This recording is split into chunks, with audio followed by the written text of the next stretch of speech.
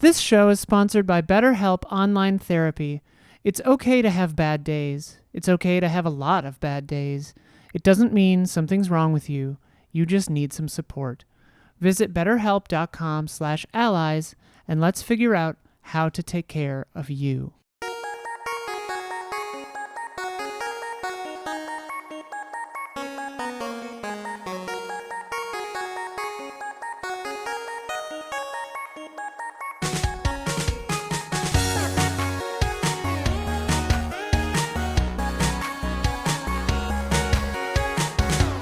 Hello and welcome to the Easy Allies podcast. I'm your moderator, Daniel Bloodworth, joined this week by Bradley Ellis. Yo.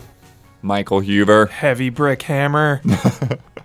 And in the control room, Isla Hink. Moonveil and Meteor or Katana. Distinguished guests, we are here to discuss some of the biggest headlines in video games this week.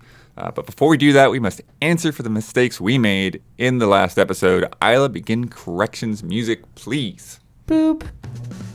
All right. When talking about the differences between the Teenage Mutant Ninja Turtle versions, Damiani and Huber referenced the samurai level that was only in one version but couldn't remember which was which. I said it's Hyperstone Heist.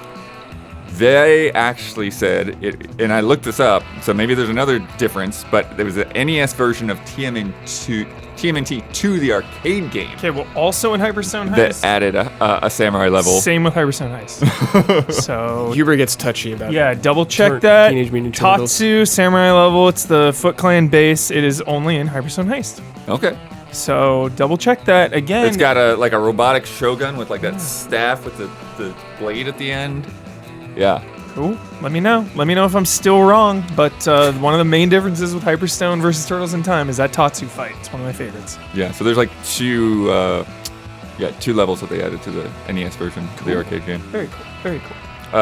Also, in TMNT 3, the Manhattan Project. Love it. So you had said pushing A and B does a throw move that one-shots enemies. The throw over the shoulder move is actually down in B. Okay. If you hit both, thing. What an idiot. I haven't played it in 25 if you hit both A and B years. at the same time, it's a super move Okay. that draws on your health. Yeah, you don't want to do that one, actually. Good correction. And it's different for each turtle. You're right, the down and B. So I looked this up in the manual. Yeah. Michelangelo's is called the Kangaroo Kick. Nice. Also, the beach level is called Fort Slaughterdale Beach. Nice. Great correction. Yeah, now it is coming back to me, that muscle memory of the down attack. Because I just remember Donatello had like the staff reach. Yeah, of course, and always. I would just be like, bloop, bloop. So yeah, if you have a correction, be sure to use the word correction. Put a timestamp there so I can see what we were actually talking about. Because sometimes, you try and explain. It's like, what did we actually say? And then you can put that in either version of the YouTube comments, either the patron version that's extended, or the public version. And corrections music. Boop. Mortal Kombat and Hyperstone Heist are key pillars in the Genesis versus Super Nintendo battle. The one thing, okay, Both are great. We don't need to have a war. I'm just going to tell you, the one thing about Genesis, since I had Street Fighter on Genesis, Yeah. the 3 buttons is not acceptable Yeah. for a fighting game. 100%. It's not acceptable. 100% correct. They added the later controllers had more, but I had to for like a long push time. start or something. Yeah. Yeah, it's bad. Hold start, push something. Yeah. What are you going to do? It's what you had. Yeah. All right. Y'all remember the best way to start a podcast, right? Game announcements. Yeah. So we got a good one. The Quarry. The Quarry. Yeah. Revealed today by 2K and Supermassive Games. Heck yeah. I don't know how they're doing this. How are they grinding these games out so quickly? I've got no idea. We watched the trailer a couple of times, depending on who it was, but we just watched it right before the podcast again. Coming to pretty much everything except for Switch. Coming June 10th, right in the middle of summer. So up. And summer camp themed, Huber. Yeah. Such a that's good, a good idea. summer game. I'm having s'mores. I thought when it play was a this. holiday game, but that makes more sense now that it's summer. Yeah. I'm roasting marshmallows. There's no doubt. Even over like an oven, it's fine. You know, you don't need to have a campfire. Get a candle. Yeah. Real slow. Candle. Yeah, so you Never get done that. this group of teenage camp counselors get stuck out there for a little bit longer than they should. Yep. And then things start going wrong. Classic Classic. horror scenario. So, I'm sorry, Blood. Did this show say any details about the scope and length of this game? I've got, well, not length necessarily, but I've got stuff. I actually saw something about that. We've got, Length. I want to get into like who's in this because again, like Supermassive gets a lot of, celebrities in there and actors. Pretty good group of people. David Arquette, Ariel Winter from Modern Family, Justice Smith from Jurassic World, Brenda Song from Dollface. I don't know Dollface, but you know Dollface. Very good. Lance Henriksen is in there. Classic. Lynn Shay Bishop. from A Nightmare on Elm Street is in there. And Insidious. She's like kind of the lead of Insidious these days. And then Ted Raimi is in there. And then a bunch of other people that just keep flying by. There's a whole bunch. Ensemble cast. I love that. Yeah. And then you got the trailer. The Rangers freaked out when they even suggest saying at the end of the night. It's like, no, go inside and lock the doors. And of course they don't. And some of the quotes. Why does everyone blame everything on bears? Yeah. Terrified the kids most are bad for business. Yeah, this is like Huber bait. It's Yeah. at a camp. They're talking about bears, and they wield a shotgun. Yeah. The kid And is it's high school drama. Like, it's perfect for you. Yeah. You have to cut it off. Oh my Like they're just God, like laying goosebumps, dialogue over other shots so you don't know what's going on. Yeah. And then you guys don't do Kumbaya anymore. That was funny. And then they end it with a Kumbaya like freaky version. Yeah. I like that they start. I love the threat fake out and stuff like this, where it's like, oh, maybe we're gonna end up in a most dangerous game. Like, there's a bunch of hunters out here, and it's like, okay, clearly that's not what's gonna end up being the enemy, but it'll be part of it. Or is it? Slasher hyped for turned this. monster. Yeah. All right. So from their story synopsis, here's the official line about where the story's going. As the sun sets on the last day of summer camp, the teenage counselors of Hackett's Quarry throw a party to celebrate. No kids, no adults, no rules. Nice. Things quickly take a turn for the worse. Hell yeah, they do. Hunted by blood-drenched locals. Blood-drenched and something locals? far more sinister. What's more sinister than blood-drenched locals? The teens' party plans unravel into an unpredictable night of horror. Friendly banter and flirtations give way to life or death decisions as relationships build or break under the strain of unimaginable choices. Bonds. Hell yeah. Play as each of the 9 camp counselors in a thrilling cinematic tale where every choice shapes your unique story from a tangled web of possibilities. Any character can be the star of the show or die before daylight comes. Love that. How will your story unfold? Absolutely love that. Yeah, right after I watched this, I just looked up a brief little thing. The director was talking about it so briefly and just said the reason it's not Dark Pictures is because that's the anthology series. Right. Everything kind of has to connect. Everything is a little more serious. Those are a little campy, but they're serious. Where he said this one is going to be a lengthier experience, not a shortened anthology thing. Standalone and just lighter in tone. You know, the kids, the camp. So it's going to be Until Dawn. pretty much. Spiritual Yeah. successor, they've called it. Okay. So Definitely But feels like, that way. are we still gonna be able to stream the whole thing in one night? I don't know. Because maybe. Until I Dawn think was so. like I 10 think so. hours, right? Because they talk about up to 7 friends online. So and that's interesting because There's there 9 if you're playing online, then you can like vote on decisions. Right. Love that. But it still has a local horror couch co-op Movie experience. Yeah. Love it. Nice. So every player picks a counselor and controls her actions. Perfect. So I think that it's got to still be somewhat manageable in a night. Yeah. Even if it's like 7 hours or something. I you think know? it'll be probably like, I think it could be like 10 plus. Yeah. Like we could do it in a night, but it might be rough. Yeah. But Start in the evening. Yeah. no, You start, know? start Sun going early. down. Start like Yeah, 4. start at like 4. Yeah. Until Dawn main story 8 hours. 8 hours. Yeah. Says how long to beat. That was it. Yeah, Main Until plus Dawn was one extras, of the 9.5. longer ones, I think. Well, how long was the last one we played? Wasn't Like that like 6. really? Six, Yeah, it was like right? 6 or 6.5. Shit, that was it. I'll check. Damn. Little Hope. So it's gonna be What like was after Little Hope? probably an hour, 2 hours. House of long. Ashes. House of Ashes. Yeah, yeah. Little Hope is 5. House of Ashes is so great. Love House of Ashes. Yeah, what's weird with the Dark Pictures though is because they have that online co-op where you're doing stuff at the same time. Like Yeah. that length is very different than House of Ashes is 6. okay. Yeah. Two The word lengthier was used. Oh, okay. The So director. okay. A quote lengthier So experience. I than wonder Dark if this will be Pictures. a full price game then. Oh, for sure. Yeah. Yeah. I'm sure it will be. Yeah. Okay. If it's like Until Dawn, yeah. Sorry. Go ahead. Yeah. Sorry. 2K is stoked. That's what I was the gonna last thing I say. want to get to. As an interactive narrative experience, the Quarry is a completely different type of game from anything 2K has published in the past. Stated David Ismailer, who's president at 2K.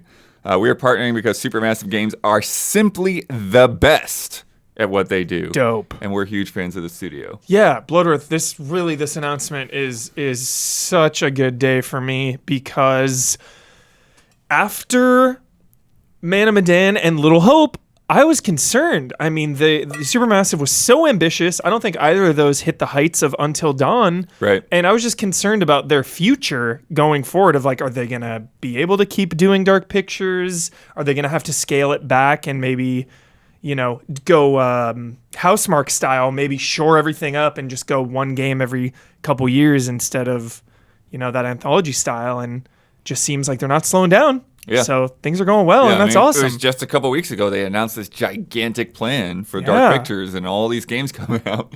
So Brad is just shocked. Yeah, I'm shocked.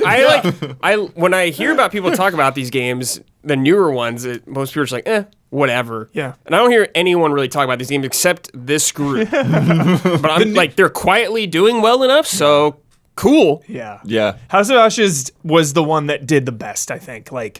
Critically, commercially, there was good buzz on that versus Man of Medan and Little Hope. Right. It's weird. It feels appropriate that they shouldn't be massive, huge successes. Right. Right. You want them to be top of the middle because it's their B movie. It feels right. I don't know. It just reminded me of Telltale, where it's just how are you making so much of these things? Right. Yeah. I mean, the quality seems better, at least right now, so I'm not worried about the engine. I'm not worried about or anything, but I mean, good for them. Yeah. Yeah, I mean the likenesses do look really good. Yeah, you see they David do. Arquette in there, that's him. Well, just pumping them out. Yeah. And their games. I do wonder though about 2 a year though if that'll be a diminishing return Yeah. in the future. Yeah, Yeah, because I even- think that they probably, this being a separate branch of it, they probably don't have another one of these lined up. Yeah, for you're next probably year. right. Maybe. Yeah.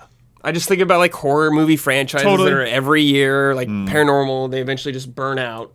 But It's the horror it's the fate of a horror franchise to live long enough to see it become horrible. You know what I mean? at the same time, though, I don't know of a lot of studios doing it or doing this kind of game as well Exactly. as them. So they kind of got this whole space to themselves right now. They're needed. We need this space. We need this type of game. Like you said, there's nobody else really doing it.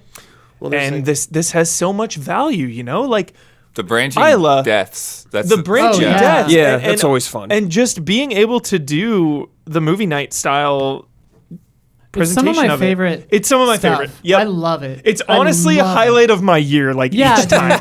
Even if the And, game isn't great, the experience is. Perfect launch for Halloween usually too. Yes. This one will be a perfect launch for Summer nights. whatever E3 is gonna be. But it's summer camp. Yeah. It's so good. Oh, I'm excited. Yep. Plus the production design, the music, the logo, everything on this Yeah. seems so crisp. Totally. Oh man. Do we need teenagers? Because I feel there's something about having teenagers just really raises the excitement about it. It's because it lightens it up. Yeah. Whenever teenagers are involved, it's just got a little it's a little breezier, seeing them in trouble, seeing them banter. Well, and it raises and lowers the stakes at the same time somehow. and it also it's a tool narratively because it's easier to believe that a hormonal teen who doesn't have life figured out yet would make poor choices in this situation rather than a mom who has to survive for her kids or those are different decision making processes, Right. Well, House of Ashes, you had that whole weird, sort of estranged marriage plot line. Oh, yeah. going on. yeah. Yeah. I forgot about that. House of Ashes though was a cool take because they were all trained soldiers, so Yeah. they were making decisions that made sense for them. Yeah. Whereas Little Hope is random assortment of people. It's just cool to see different groups. Totally. Yeah. Yeah, I missed A Little Hope, unfortunately, but yeah. It was glad fun. you guys got it. Yeah. Probably the second best of the Dark Anthology so far. It was my least, but Really? I liked it more than Man of Yeah. Medan. Iceman, dude. That's all I Iceman, remember from yeah, Man of Sean Medan. Ashmore. Which one had the... That was Until Dawn. That was Until Dawn. Oh, right. Yeah. Until Dawn spoilers? Sorry. You can put a beep. Dawn, time code. He's going to do it. Yes. Perfect. Nice. Yeah, put a note there, too. It's funny. Some other weird news. Yo, to get in the... I always do this. Sure. Sorry. Because my brain doesn't move fast enough. You know? I'm just still thinking about that while you're moving on. Yeah. Your brain moves just right, baby. It's... Like a T-Rex. It takes a little bit. He can't think about it if it's moving. To get in the mood for the Quarry, check out Fear Street. I got some Fear Street Yes. 1978 vibes, you know, just so Yeah. I want to plug that one more Was it a time. camp thing? Yeah, the middle one is, yeah. Fear Street rips. Yeah, dude. Fear Street rips. God. Sorry, Blood. All right, you ready, Huber? He's going to move on to Fully ready, fully ready. new topic time. I just wanted New to shout out topic Fear in Street. 3, 2, 1. People are leaving the initiative left and right. Yeah. Perfect Dark was revealed, teased in December 2020. It sounds basically like nothing is happening, or like it might even be It's rebooted. Like this very yeah. slow progress. Last September, we learned that they're like outsourcing to Crystal Dynamics, and we're just like, what is going on? To help on it, yeah. Yeah, and so earlier this week, Eurogamer had reported that the director, Dan Neuberger, had left. Ooh. And then Video Game Chronicle dug into the LinkedIn profiles. They like listed everybody on the team and their status, and they basically said that basically half the team has left in the past year. Whoa. Around 36 people, including most of the senior design team, including 3 former God of War designers. That's bad. That is a bad sign. That's not good. Yeah, and so it sounds like they just, as a new studio, have not been able to like really gel and create like a studio culture. It sounds like Yeah. there's a lot of like people got hired in feeling like, okay, this is going to be a collaborative effort, and then like we're all going to work together and design this thing. Whereas the studio head, Daryl Gallagher, and Dan Neuberger were just more like, no, this is like top down. This is our vision. This is what the game's going to be like. And they're like, hey, this is what we need. This is the staff we need. And they're like, just kind of being told like, no, this is the way it's going to be. Mm-hmm. And I'm sure COVID doesn't help. I'm sure that didn't help Yeah. at all. But what's also interesting is the reason Crystal Dynamics got mixed in is these guys were both from Crystal Dynamics before. Oh, okay. So it's like they already know how to work with them. yeah. But yeah, I mean, what do you think about all this? This is kind of rough. This is a bad sign. Yeah. This is not good, especially when you're losing a bunch of, like, the director you lost. Like, that's really not good. And having to bring in another studio already off the bat to help with this is a little suspicious. But, I mean, I'm worried about this game, obviously, like everyone else. It's not necessarily the end of the world. It doesn't mean it's not going to come out good. Like, Final Fantasy VII Remake went through development hell, like, had to reboot the whole freaking game. So it could turn out all right, but it's very disheartening to hear. I'm very concerned for it. Yeah, everything Brad said. It's definitely not a good sign, but it is not the end of the world. Perfect Dark is such a cool game, and I want to see it return, but I just hope when it does, it returns right. You know, now that it is in kind of this quote-unquote development hell, I don't want them to force it. You know, I don't want them to just put out a product to get it out there. You don't want it to be zero, necessarily. Exactly. Right. Exactly. Forgot about Perfect Dark Zero. And most people did. Because it's kind of forgettable, unfortunately. Like, it was a launch game, wasn't it? Like, Yeah. for man, sure, yeah. Perfect Dark, the first one, made such a huge impact. So, like, hopefully they could figure something out. Like, I want this game to be good. I want Perfect Dark back. So many people do. So, please sort it out. Like, I just feel like really worried, Blood. I just think, like, when I hear stuff like this, I just think of like Anthem in my brain, or some like BioWare game like Dragon Age that's just taken forever. I'm just so concerned. Yeah. Microsoft needs a win with this game. Yeah. It doesn't really add to the conversation, but I always am just in the mindset of like, I don't get excited about a game until it's like within a couple months away, period. Like, I don't want to put my eggs in the Perfect Dark basket. Well, at least like seeing it, at least. Yeah. Well, I mean, that goes back to the question, right? We've talked about this before with Microsoft, right? Whenever, the coalition, before they're the coalition, they said like that Black Tusk Studios game and like this huge teaser, and it's like, what is it? Yeah. It ended up being nothing, kind of, and it feels like Perfect Dark is sort of in that same situation. It was a recruitment video. Why? It seemed like. Yeah, it's like, why do we even know about this right now? But it's weird even saying a recruitment video because they had already sort of assembled this dream team. Yeah, right? They gotten all of these developers in their doors, and then they recruited Crystal Dynamics though after that, right? Wasn't that announced afterwards? Well, yeah, that's after people started leaving. They needed bodies to make this game. So people were leaving pretty early in this development then. This game's far Remember, away. 2020, December 2020. Yeah, this game's far away. It was revealed. Away. And then in that time, a bunch of people left. Yeah. And then September 2021, they're like, okay, we need somebody else to help. It's just so interesting when you hear about these issues for an established franchise. Sure, there's only been 2 Perfect Dark games. It's a known but it's IP. a known, yeah. And Microsoft, like, you have the weight of an entire industry behind you. You have the resources to do so much. So I always find it so interesting when productions of this size like can't get it together. It's like too much money and freedom gets in the way of creativity, It's like you kind of want to be fighting and you want to be scrappy and right. Or or just maybe you pick the wrong person to be in charge. Yeah. Like that because too much you've to got manage, all this too talent, high stakes. that you grabbed from this is like they're wanting to make this company be like their Naughty Dog. It's what it feels like, right? And they've literally pulled people from Naughty Dog. And now those people are like, yeah, see you. Gonna go do something else. Yeah. That's like people leaving is more concerning than a game just getting delayed. Like people leaving. I feel like that's such like a bigger problem nowadays. I feel like developers are so into keeping the devs now. Like when Sony bought Bungie, they spent like $1 billion or something to keep like bonuses to keep people on Bungie.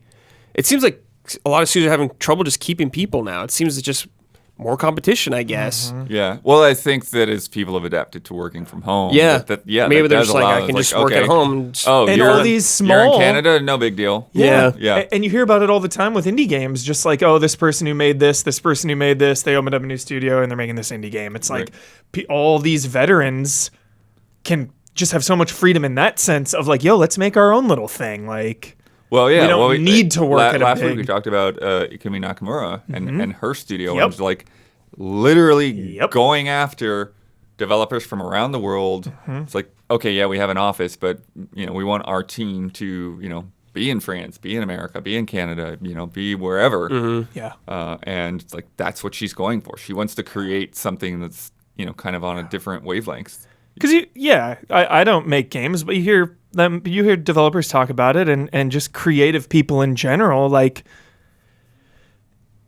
getting hamstrung on things that they make you do. What if you don't want to have your level ups and your quest marker is just like forcing these things into the game, forcing the devs to do right, certain things. The expectations of a AAA. So like here, I put these microtransactions in the team's like, no, please don't. Just things like that. Yeah, these things that need to be in the game because it is a $200 million AAA product. Right. Yeah. Well, and I can also just hearing sort of the echoes of what's gone on there, and I don't think there's like really any of these people that are like fully on record, but it feels like, hey, you hired me because I'm an expert in what I do. Yeah. I'm on the top of my game in my career. And then you won't listen to what I have to say. Yeah. It's just like, what am I doing here? I can go somewhere else. Yeah. So frustrating. Yeah, it's frustrating. I'm rooting for him, hoping for the best. Yeah. Yeah, I do hope that at the end of the day, we wind up with a good Perfect Dark game. Yeah. Because we need it, right? Because it's just Perfect Dark it's in a weird place. I feel like the original Deus Ex is sort of there too, where it's like you go back on it and it's like it's cool, but it's also kind of cheesy, you know. Yeah. And you need like a Perfect Dark is actually very cool. Yeah.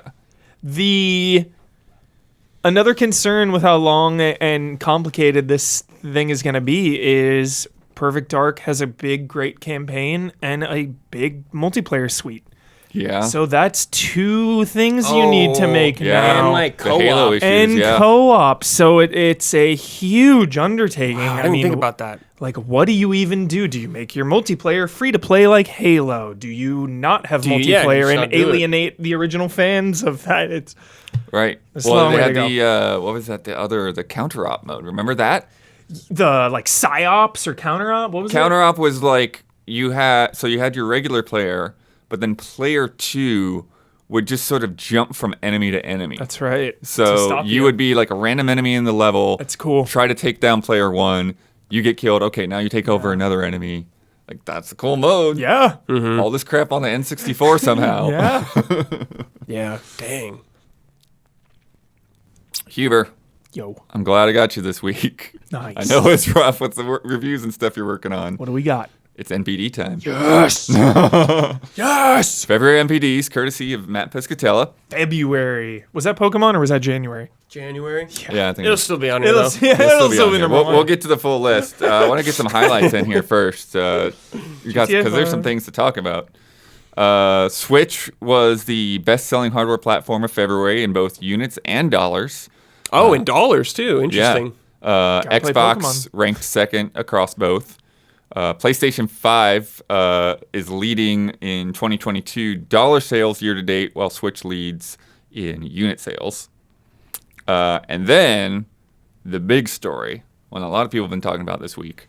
Elden Ring debuted as both the best-selling game of February 2022, as well as 2022 year-to-date. Launch month sales of Elden Ring were the second highest for any track title released in the past 12 months, trailing only Call of Duty Vanguard. FOMO. After 1 month in the market, Elden Ring ranked as the 5th best-selling game of the 12-month period, ending February 2022. Elden Ring ranked first on Steam and Xbox in February, while placing second on PlayStation. Elden Ring has sold 12 million units. Yes. Long time so, coming. And then the president and CEO of Bandai Namco said, "We will continue our efforts in expanding the brand beyond the game itself Hi for an anime. and into everyone's daily life." Oh, come on, dude. I imagine like a Pokemon Go style like fitness app Catching spirits. themed after Elden come Ring. on, You're like dude. walking around AR. Come on, dude. I've also seen people, other analysts say it's the fastest selling third-party release from Japan. Japanese game Yeah. ever, Nice. which is crazy. That's bonkers. So outside of Sony and Nintendo, basically. Long Our time. babies are growing up. I Our babies are heard growing up. Their expectations for this game, their internal expectations was like 4 million or something. Oh, wow. And it like tripled it. So Bandai Namco is very happy about this. Everyday life, transferring to everyday life, that makes me kind of worried. I know From's had like spin-off things like comic books and stuff, but like, I don't know. I don't know how much you really need. Like, Right. now this makes me think they're going to push for a sequel super hard. Trilogy, yeah, like Dark Souls. But like the new trilogy. this game took a long time to make, like 5 years or more. I So mean, it's like- gonna Because be they've had long. this going on the back burner since Dark Souls 3, right? Yeah, I think so. I mean, like they're adding NPCs and shoring up storylines in the patch. Like I can't imagine they're gonna do DLC like crazy, especially Yeah, now. there might be Yeah. 3. I mean, they did 3 with Yeah, Dark they're Souls gonna 2, do so who knows? 5, 6. Like they might turn this game into like a live live service. service Yeah, with it's this kind of crazy. numbers. Yeah, absolutely. Your install base is so big, and New your GTA 5. foundation is there. Elden Ring Online. What if it's a Tamagotchi game with Oh pot my boys? God. Dope. I'm in. Pot Boy Tamagotchi. I'm Yeah, so feed your in. pot boys. Oh, Give them So some into that. flesh. I would do it. and like wolf tier Yeah. wolves and like mimic tier ashes Yeah. and Tamagotchi. I would. Oh, This feels like a long time coming and a perfect storm.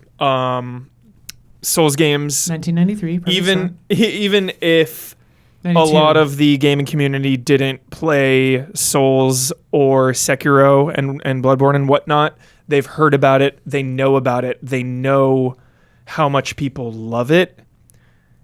Then this game comes out and gets 10s everywhere, gets really good reviews.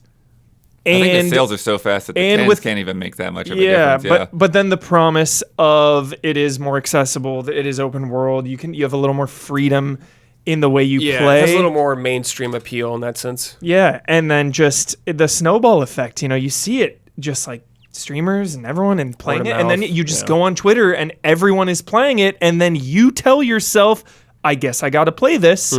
Like, I see it time and time again with games. Obviously, not 12 million, but like Lost Ark and New World, like these games that just have their big moment where every single person is talking about it. You got to play it. Yeah, it's definitely funny how that works on some people, right? Because there's people like, oh, I hate Souls games, but I guess I'm going to play this now because everyone's talking about how great it is. Yeah, so many people, yeah. I mean, I'm super happy. Yeah. It sold super well. It feels great. I love these games and I want more people to play them. And it's so awesome that so many people are clearly trying this kind of game for the first time. Yeah. People like struggling through it, but like encouragingly doing it is such a fun thing to see online. Just like, yo, I died a bunch of times, but I finally beat the boss. And it's like, yes, keep going. Like, it's awesome. That's what it's about, man. Correction, Perfect Storm was in October 1991. Nice. Oh. 91? 91. I remember Halloween. It hit my hometown, and we got 3 feet of snow on Halloween. I wonder. Oh, wait, so the actual event, not the movie? The movie was 2000. The event was God, 91. I'm like, that seems way too early for that. No. It was based on a real storm. Got it. The Andrea Gale. Bloodward question.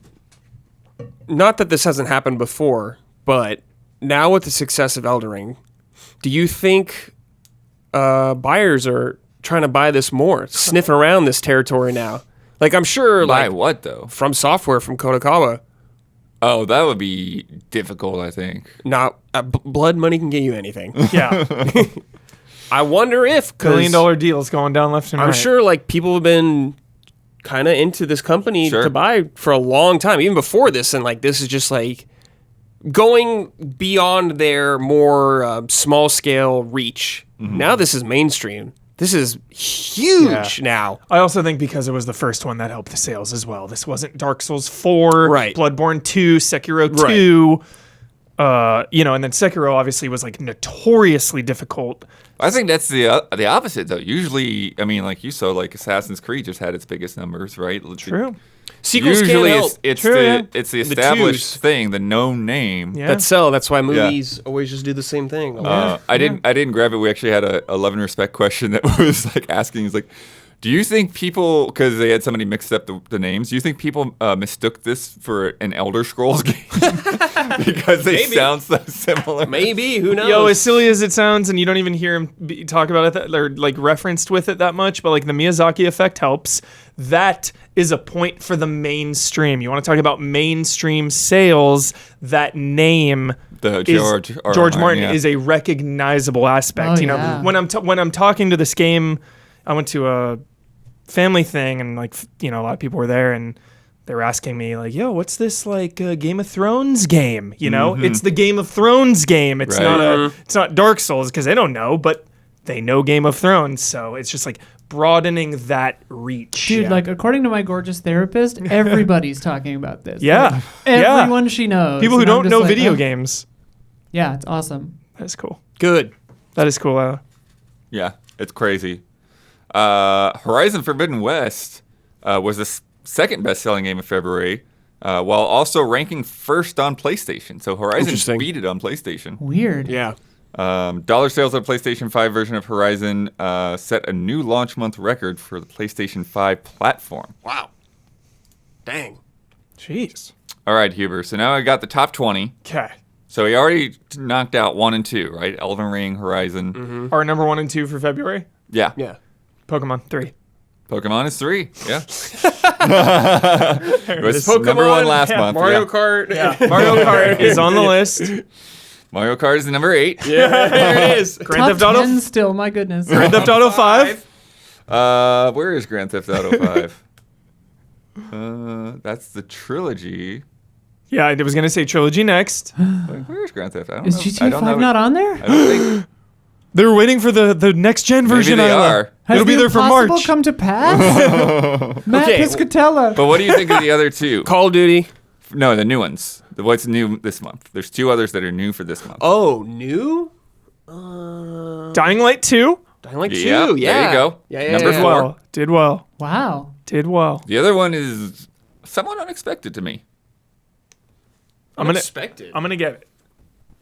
I'm gonna get this. Actually, next on the line, too. Next on the list. line. Number 5. Witch Queen. No. Damn it. Oh, Total War Warhammer 3. I Sick. always forget. Oh, yeah. Good pick. Man, games are crazy. Moving They're a mile a minute. crazy. Nuts. Like, A mile a I would minute. not, like a strategy game, and like I think that was on Game Pass too, wasn't it? Warhammer is Yeah. just one of these bizarre things to me, to where it's like somehow it is insanely popular and nobody talks about it. Yeah. Because we're not a PC gaming channel. Well, Like, maybe, It's like FIFA but though. I just FIFA's huge, but yeah. like really, two of my friends who are not like, I mean, they're gamers, but one of them is less of a gamer. They've Lesser been gamer. playing Warhammer 3 constantly. They talk about it all the time. nice. They're PC guys, yeah. Any others you want to throw into the wind that you think might be on here? Is Witch Queen on there? Destiny 2? I don't think so. Whoa. No Destiny here. Dead game. No, I'm just kidding. I'm just kidding. Omar plays Destiny. Top 10. We said Call of Duty. That's got to be on there. Yeah, Call of Duty is next at number 6. Vanguard's there. My fucking goatee. Sifu. No. Damn it! No Sifu at all. Sifu's not charting, Not in bro. the 20. What? They were happy with that's the a sales million on it, though. seller. That was actually That's a doing really million. well. But that's Yeah. not an MPD top 10, probably. Yeah. Come on. Come on, Hubert. Was it top 20? Not even top 20. Not in 20. Animal not- Crossing? Animal Crossing is in there somewhere. Where is it? 13. Oh, okay. Dang. Mario Kart. Pokemon, you already said. Yep. Pokemon is on there Is there again at 2 18 Pokemon with, games? with Diamond and Pearl. Yeah, okay. Yeah, Diamond and Pearl. I'm gonna throw a random one out there. Assassin's Creed Valhalla. Oh. Not a bad pick. Not a bad pick, but I don't think it is. Wait, there's got to be some sports on. Oh, GT7? Gran Turismo 7. That came No, out. no, that's- yeah. that's Oh, Mario. that's yeah, too yeah. late. Yeah. What about like an MLB or a FIFA or a No. Madden? Oh, the Madden was 7. Madden was Show came 7. out. okay. FIFA was 9. MLB's Okay. April. Yeah, okay. MLB's not out yet. Well, but yeah, sometimes they stick around. I don't know. Yeah. So what are we missing in the top 10? What slot? I think we hit the whole. Oh no, 10. Still haven't hit 10. Number 10. Perennial favorite. Perennial favorite. Battlefield?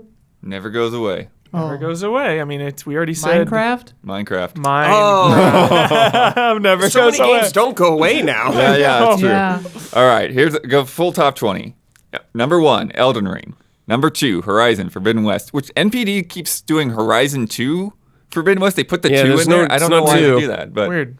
weird I thing. do like though That the was in logo, the when logo. you boot up the logo. There's a little thing in the logo that I looks like a love 2 that. for sure. Yeah. Yeah. because you know they're gonna do it with 3 and 4 Right. and 5 and Number 3, Pokemon Legends Arceus. Number 4, Dying Light 2. Interestingly enough, Dying Light 2 doesn't count digital sales either. Like Nintendo Oh, really? doesn't count digital sales. Dying Light 2 is not counting So digital it's like sales. every PC game. dude, Dying Light 2 then probably sold GTA right the out. trilogy Yeah. doesn't count digital sales either, so that might be why GTA That's 5's not there. so bizarre because that was like that was digital. It was like digital only, current right? gen, but the physical was last gen. There's something weird about that. Yeah. Yeah, and it came out later. NBA 2K22 also is not a digital, so 2K just doesn't share digital. Then they're the one of those publishers. Weird. Anyway, so back. So number 4, Dying Light 2. Number 5, Total War Warhammer. Number 6, Call of Duty. Number 7, Madden. Number 8, Mario Kart. Vanguard? Vanguard. Okay. Number 9, FIFA. Number 10, Minecraft. Number 11, Miles Morales. Nice. Sticking Oh, in there. yeah. Heck yeah. Number 12, Mario Party. Number 13, Animal Crossing. Number 14, Smash Brothers. Number 15, Call of Duty again, Black Ops Cold War. Number 16 is GTA the Trilogy. Number 17 is NBA. Number 18 is Pokemon again, Brilliant Diamond, Shining Pearl. Number 19 is Far Cry 6. Number 20, Breath of the Wild. Oh, hell yeah. Still doing well. Still doing well. Man, all these Nintendo- games I love are doing well. Nintendo games are so wild because it's just like They are. They're super wild. Every They defy Ninte- logic. yeah, every Nintendo system, it's just like you buy you buy your Nintendo whether it's day 1 or like year 3, and then you're just like, okay, Mario Kart, Zelda, You know? Smash? Yeah, Smash. Okay. Mario All Party. right. But Zelda didn't used to every be on time that list. Zelda Now it used is, to, yeah. Yeah. Especially after Good call. Skyward Sword. Woof. Good call. Didn't do well. And Wind Waker, actually. Only Twilight Princess did really well, I guess. It's like, does anybody buy their Switch and not buy it with Mario Kart? Like, is that even an option? I mean, it feels like that. Like, I gave my brother my old Switch, and then we had a copy of Mario Kart, so I'm like, well, here you go. Like, here's something I know he'll like. Well, then once Switch Sports or whatever the hell it's called starts, that'll be in here every week too, every month. Yeah, that'll be interesting to see how that sells, because there's a pack-in for the Wii. Yeah, true. But it still was a top seller if I Just recall. the damn Switch Well, you effect. couldn't actually buy it here. I don't think Oh, they had really? a standalone version in the U.S. Yeah, I don't know if we did. Yeah, Japan sold it separately. Oh, Europe did they might have really? sold it separately. I don't. Did they have remember. a pack-in game in Japan? I think they might not have. Really? That's gonna get some corrections. Huh. But yeah, I don't think they had a pack-in game in Interesting. Japan. I think they just sold Wii Sports separately. Was PS when did pack-ins stop? PS3 era? Love pack-ins. Yeah, dude. Wii U had Nintendo Land. Bundle. Yes. Like remember the System drive bundle. home when I mean, you like had your PS2 didn't Genesis have one. and you're like looking at the back of the box Oh of my all the God. games and you can Sonic see it 2. says Sonic 2 right up there and you're just like, Yes. N64 didn't come with one Oh back my then. God, I love. No, Neither did GameCube. right. Oh wow, okay. But that's it's the thing. It's like it's not like a consistent. Only Yeah. what the NES was did every NES in North America have I Duck don't know Hunt if the and Mario? original NES did or if that was a later Super thing. Nintendo, Because there was- even now, like did. the Switch, you can buy a Switch with Mario Kart. Yeah. Super Yeah. Nintendo did So- with Mario or And I had feel like Zelda Wii in U mine. had a Mario bundle. It was you had to buy the black one to get the deluxe Wii U to get Nintendo Land, I think. Right. Don is going, But nobody bought the white Oh one yeah, anyways, hell no. It had like 3 gigs. It was, worthless. Nice. Fun MPDs. Yeah. Yeah, I love NPDs. The usual suspects there. Some nice Always. feel-good ones in there. Like Elden Ring feels super good. Zelda feels super good still. Like Horizon doing super well is nice. Dying Light, like new games, like relatively new. That's Yeah. awesome. Yeah. And now, a word from our sponsors. You guys already know about ExpressVPN. How could you not? We talk about them all the time. I can't stress enough the importance of protecting your online activity from big tech who track, spy, and profit off of you. But there's another reason why we like ExpressVPN, Netflix. You can see thousands of shows on Netflix that are only available outside of the US, and you can change your country so you can access them. So if there's something in Japan you want to watch, just change it to Japan. It's really slick. You can do it on your phone too. What the ExpressVPN app does is it encrypts your data and reroutes it through the server location of your choice. This is not only protecting your data, but it's letting you control which country you want Netflix to think you're in. ExpressVPN lets you choose from over 90 different countries, so every time you run out of stuff to watch, you just fire up the app on your laptop or smart TV, switch your country, and hit connect. Once you refresh the page, you'll get a brand new selection of shows. It's that simple. And here's the best part. It's not just for Netflix. You can use ExpressVPN to unlock shows or sports on other streaming services too, like the BBC iPlayer, all kinds of stuff. There's a reason why ExpressVPN is the #1 rated VPN provider by publishers like TechRadar and The Verge, and most importantly, us. Visit expressvpn.com/allies right now and get 3 extra months of their service for free. That's EXPRESSVPN dot. You don't have to spell out the dot. It's just a little dot. com /the /ALLIES expressvpn.com/allies. Check it out to learn more. Whoa, hey, my clothes and hair are different. How'd that happen? That's weird. This podcast is sponsored by BetterHelp Online Therapy. Relationships take work. A lot of us will drop anything to go help someone we care about. We'll go out of our way to treat other people well, but how often do we give ourselves the same treatment? This month, BetterHelp Online Therapy wants to remind you to take care of your most important relationship, the one you have with yourself. Whether it's hitting the gym, making time for your haircut, or even trying therapy, you are your greatest asset. So invest the time and effort into yourself like you do for other people. I've been in therapy basically my entire life, like since I was a kid. Therapy helped me through a decade of depression as a teen. It helped me through the death of my mom. It helped me through learning to deal with being depersonalized. It helped me with my gender and sexual orientation journey. It helped me with the death of my dad. It helps me with my relationships. Like, therapy is incredible, and I maintain therapy even when I'm feeling fine, and it's like maintenance, right? It's like keeping up with things. I used BetterHelp when I was back home with my dad on hospice because I was out of LA, and I wanted to keep doing therapy, so I used BetterHelp then, which is great because it's online, you can do it from anywhere. My sister uses it all the time, monthly or weekly, and it's really great. You can select different therapists and find the one that works for you. It's really good. Therapy, super important. Even if you're not dealing with big issues, I think it's everybody should be in therapy. Like, it's just great. Talking helps. It's really important. Do it. BetterHelp is online therapy that offers video, phone, and even live sessions with your therapist, so you don't have to see anyone on camera if you don't want to.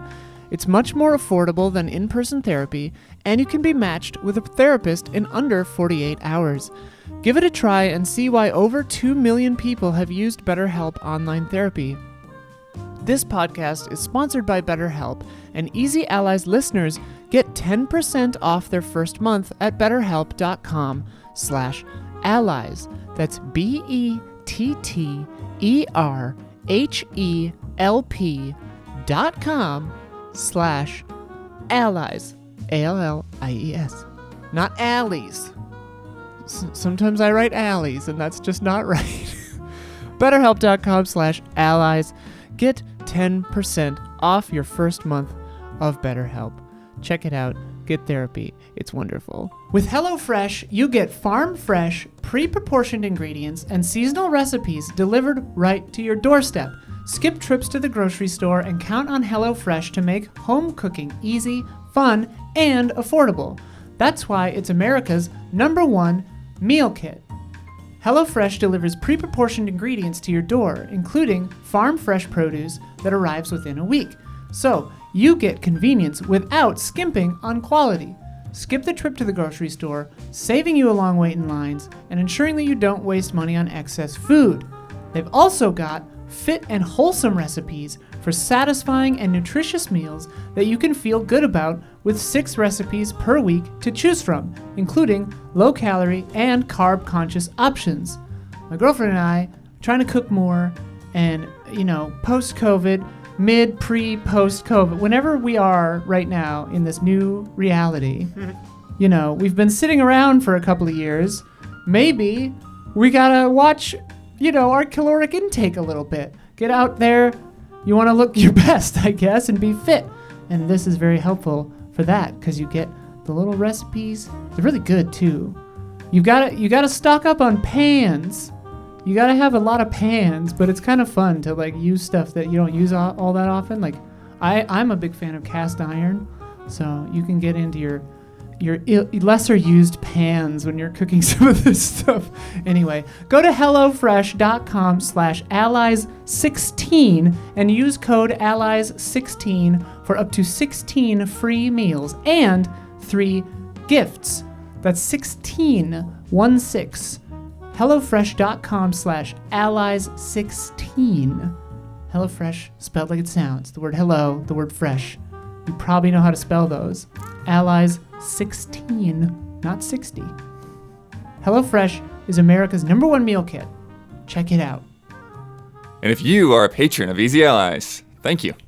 All right, GDC is next week. Oh, GDC. My email is insane. I'm registered, actually, even though I'm not going to be there for other opportunities and keep in the loop and things. And so just like all these invitations and all these people, like, sorry, I'm not going to be able to see you next week. I'm not going to be there. It's a little crazy. I actually did book a thing today for like the middle of next week, even though we're doing Easy X. Oh boy.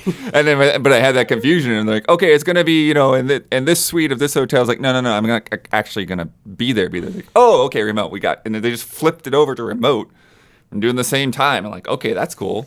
But anyways, so in the preparation for GDC being next week, we've got a lot of indie showcases happening right now.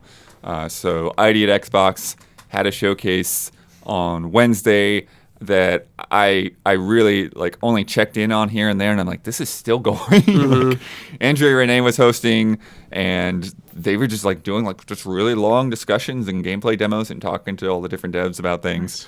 And then Humble also had a showcase, but that was not like a public showcase. That was kind of weird. So just basically they just invited all the press, come. They did a showcase that was press only, and then they kind of like put out all the trailers and press releases afterwards. So basically, like just allowing everyone to like digest this stuff, and then we could come back and talk about it. Thanks to IGN and Game Informer, who have recaps of everything. If you want to go and look at the full list, I've got the full list here, but I'm not going to run it down because it's just like a lot of titles for games that you don't probably recognize. But there's a lot of games there. There's about 6 or 7 that I do want to talk about, though. And we watched through the trailers and made sure everyone had some familiarity with them, because there's a lot going on. First of all, one I've been looking at for a little bit, Cursed to Golf. Oh yeah. So this is like, it's like a golf themed like platformer side-scrolling dungeon thing. There's like golf balls that do have ice effects. What do you think? I don't know. I was like wondering, it a lot, but I feel like I'm not getting the traction. I feel the same too, but I was wondering how this game works and how it's laid out, because they said I think it was 18 holes, obviously because right, it's like golf. every hole is a dungeon. Yeah, I'm like, wait, yeah. Is it like you solve a screen maybe, then go to like a next screen or something like? And they said there's boss fights in it. I'm like, I don't understand how all this is gonna work. I have to like play it, I guess, to fully comprehend it, but it looks cool.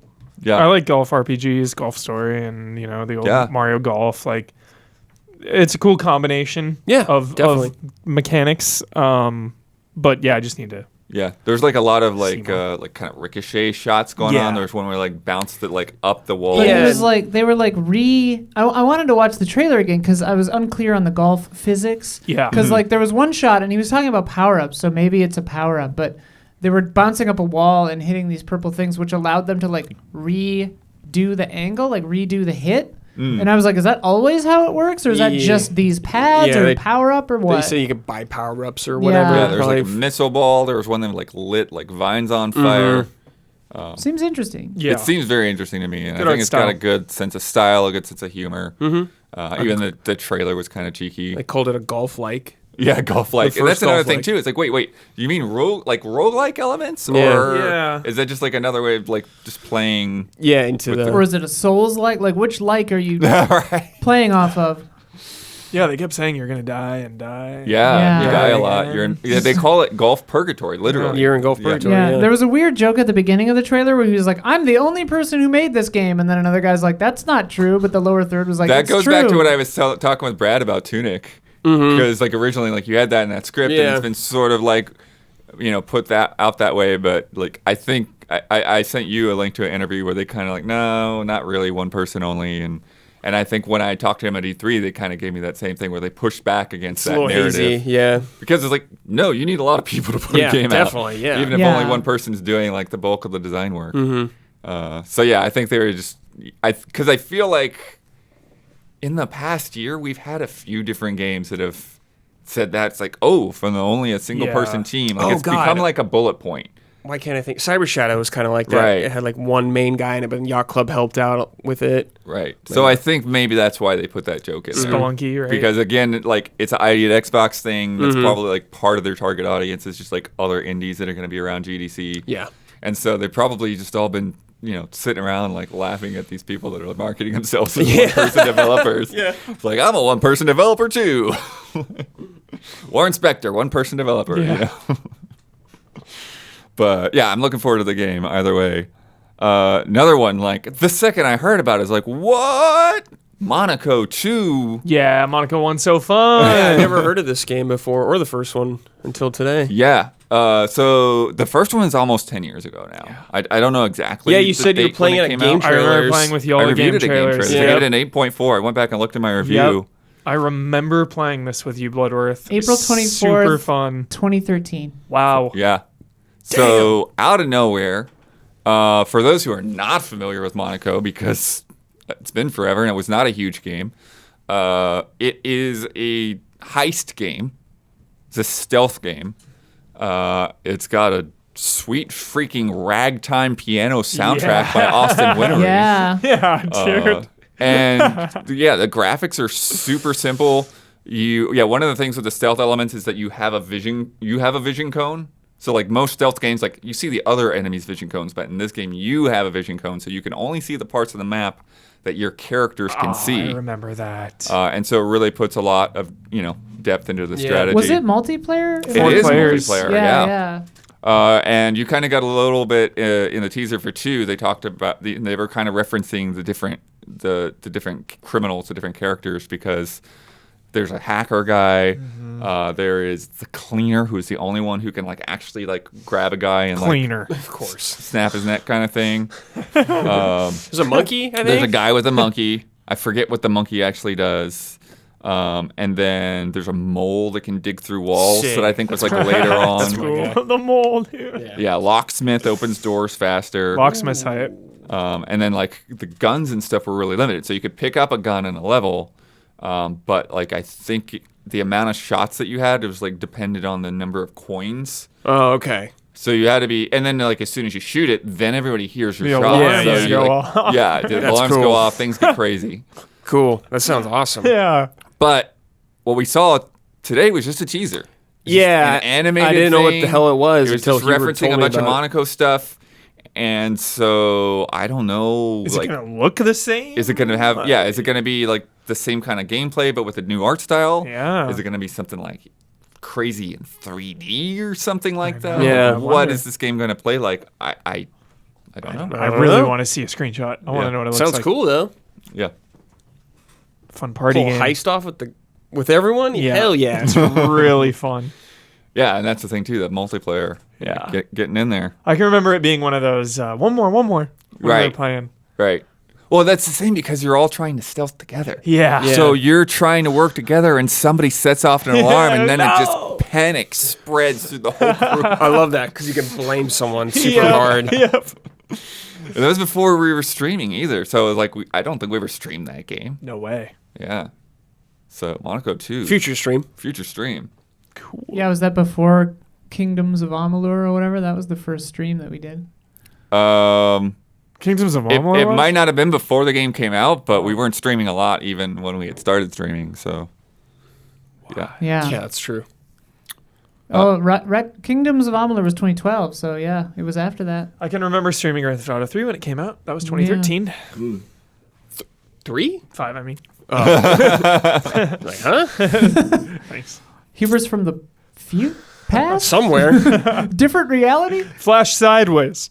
Yeah, exactly. You're from the Berenstain universe. Or is that the hell we're in now? I don't know. I Steen. never remember. I'm from the Berenstein Bears. Me too. Me too. Immortality, an interactive movie trilogy. There's a new set of games, I guess. They say trilogy from Sam Barlow, who did Her Story and Telling Lies.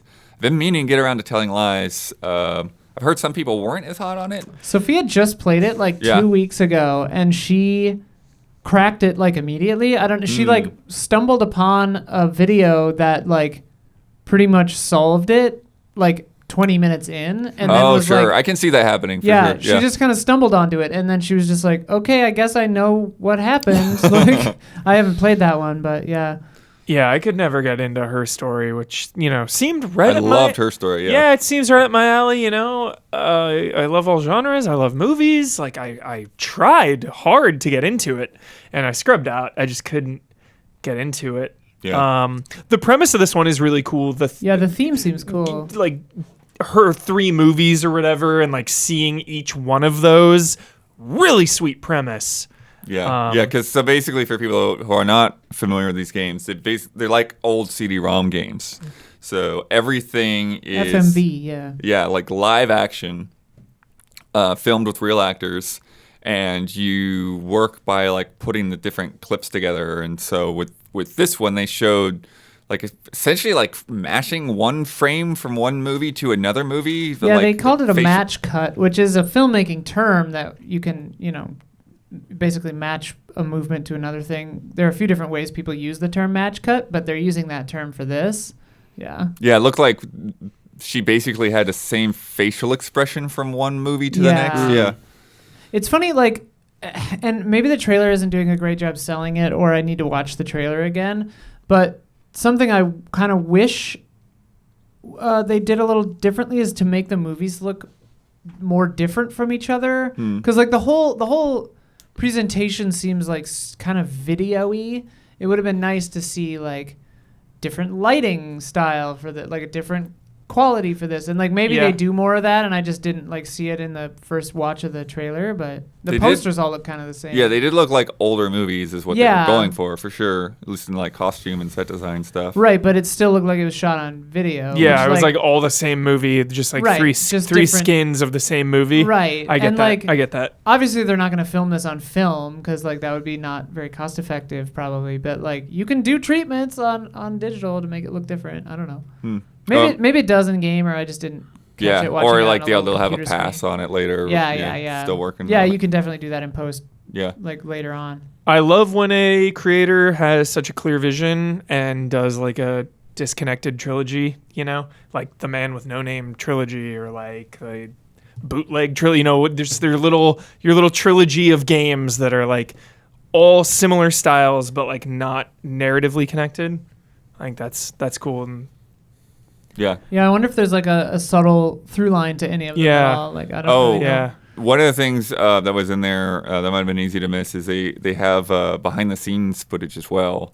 Oh, cool. That you come through, because the idea. So yeah, the premise is that this actress Marissa Marcel is lost, and her movies are also like being erased. So you're going through, essentially like the raw reels of this stuff to try to solve the mystery and figure out what happened to her. So it's interesting that something on set will lead you to the answer. I'm looking at it again, and like for this TV interview that they start with, they definitely put like old TV, like VCR filter on it, and like the interview thing later, like it's 4:3 aspect ratio and stuff. So I think they are doing the thing I was complaining about. So we'll see. Maybe just the posters all look similar. Yeah. Huber. WrestleQuest. Yeah, it looks dope. This game looks great. Great style. This sells the idea that I always am a firm believer in. If you can turn anything into a turn-based RPG, it makes it better. Everything. Everything. Yep. Love the visuals in this game. Scott Pilgrim style. Really flashy. Just really fun to look at. This is a fun video game to look at. And just... wrestling. I love wrestling. I was surprised they had like real wrestlers in there. Yeah. So in the trailer we see Macho Man, we see Andre the Giant, we see Jake the Snake. Yep. Really, really cool premise. Kind of as like your mentors. It's kind of like from the Rise to the Top kind of story. Yeah. Yeah, it looks really cool. Yeah. I want to play it. Yeah, I really want to play this game. The combat that they showed was really funny though, because like you had the wrestling ring, but then the traditional like JRPG, one side, left side, and right side. It was cool. Like I think one of the moves was like a pin. You were like trying to pin someone. You had to like line up a meter, kind of like in a certain thing. Like that's sweet. I love shit like that. But before that, there was like a combo with a taco. Yeah, like it's gonna get one wild. One character throws a taco at another character, and then they throw it at the enemy. And like wrestling's crazy. Yeah, it looks awesome. Spicy bomb. Yeah. I rewatched the Immortality trailer. I was just wrong. They all look way different. I don't know what I was talking about. Correction. I'm crazy. Yeah, correction. Got it. The one that I'm interested in, but a little hesitant here, but still kind of interested to see where it goes. Whalefall. Right. So this is one where like we didn't see what the game is at all, though. Really, we did. Oh yeah, actually we did. But it was at the very end. That's where it gets weird. It's because you're right. It's like you see these cutscenes. There's this world. It's like this animated world where there's flying whales, And one of the things that they had said in the press release is that like when one of these whales like dies and falls to Earth, then it becomes like this rush for resources and people battling over the carcass. That's a cool idea. It's a Strand game? Who knows? Maybe. But then I watched the trailer and it's like, there's like, they actually have somebody with a cannon like starting to shoot whales down and just like, try to take matters in their own hands. Almost like the grid space for the combat, it looked like. Like you had attacks that had a certain amount of range. Yeah, so that's when things get weird. So that when you get to, because then you see cutscenes and like that's the same style as the trailer, just like little characters talking to each other. But then you get to gameplay, and it's like, and I don't want to be insulting, but it looks like a student project. Sure, like it looks visually. rough. Yeah, it looks like GameCube. Everyone it doesn't in the look room, like it's I'm thinking of the other one. Modeling and everything is rough. Yeah. everybody in the room when it went from Okay. anime cutscenes to the 3D models, we all went, "Whoa!" Yeah. Yeah. Well, I saw the combat, and I was like, Yeah. For a It is second. a strategy RPG. okay. Okay. But and yeah, they had the walking zones and all that kind of thing, kind of like was it like the hex based kind of movement? Yeah. Yeah. But yeah, that's the thing. It's like just visually the gameplay side of it is rough, so I just don't know whether it'll all come together, or whether it's just a matter of maybe It's a they drastic rework jump. it, or if they like do it different, go for a different style or definitely. something. But like even the text would look like it was like one of those things where like this looks like the fonts of the like it's weird, but like sometimes like when you have low budget games, like things like that stick out. Yeah. It's just like some like just random basic font. Yeah. Yeah. But I don't know. We'll see. Conceptually, it's interesting. Yeah. But on a higher note, Ghost Song.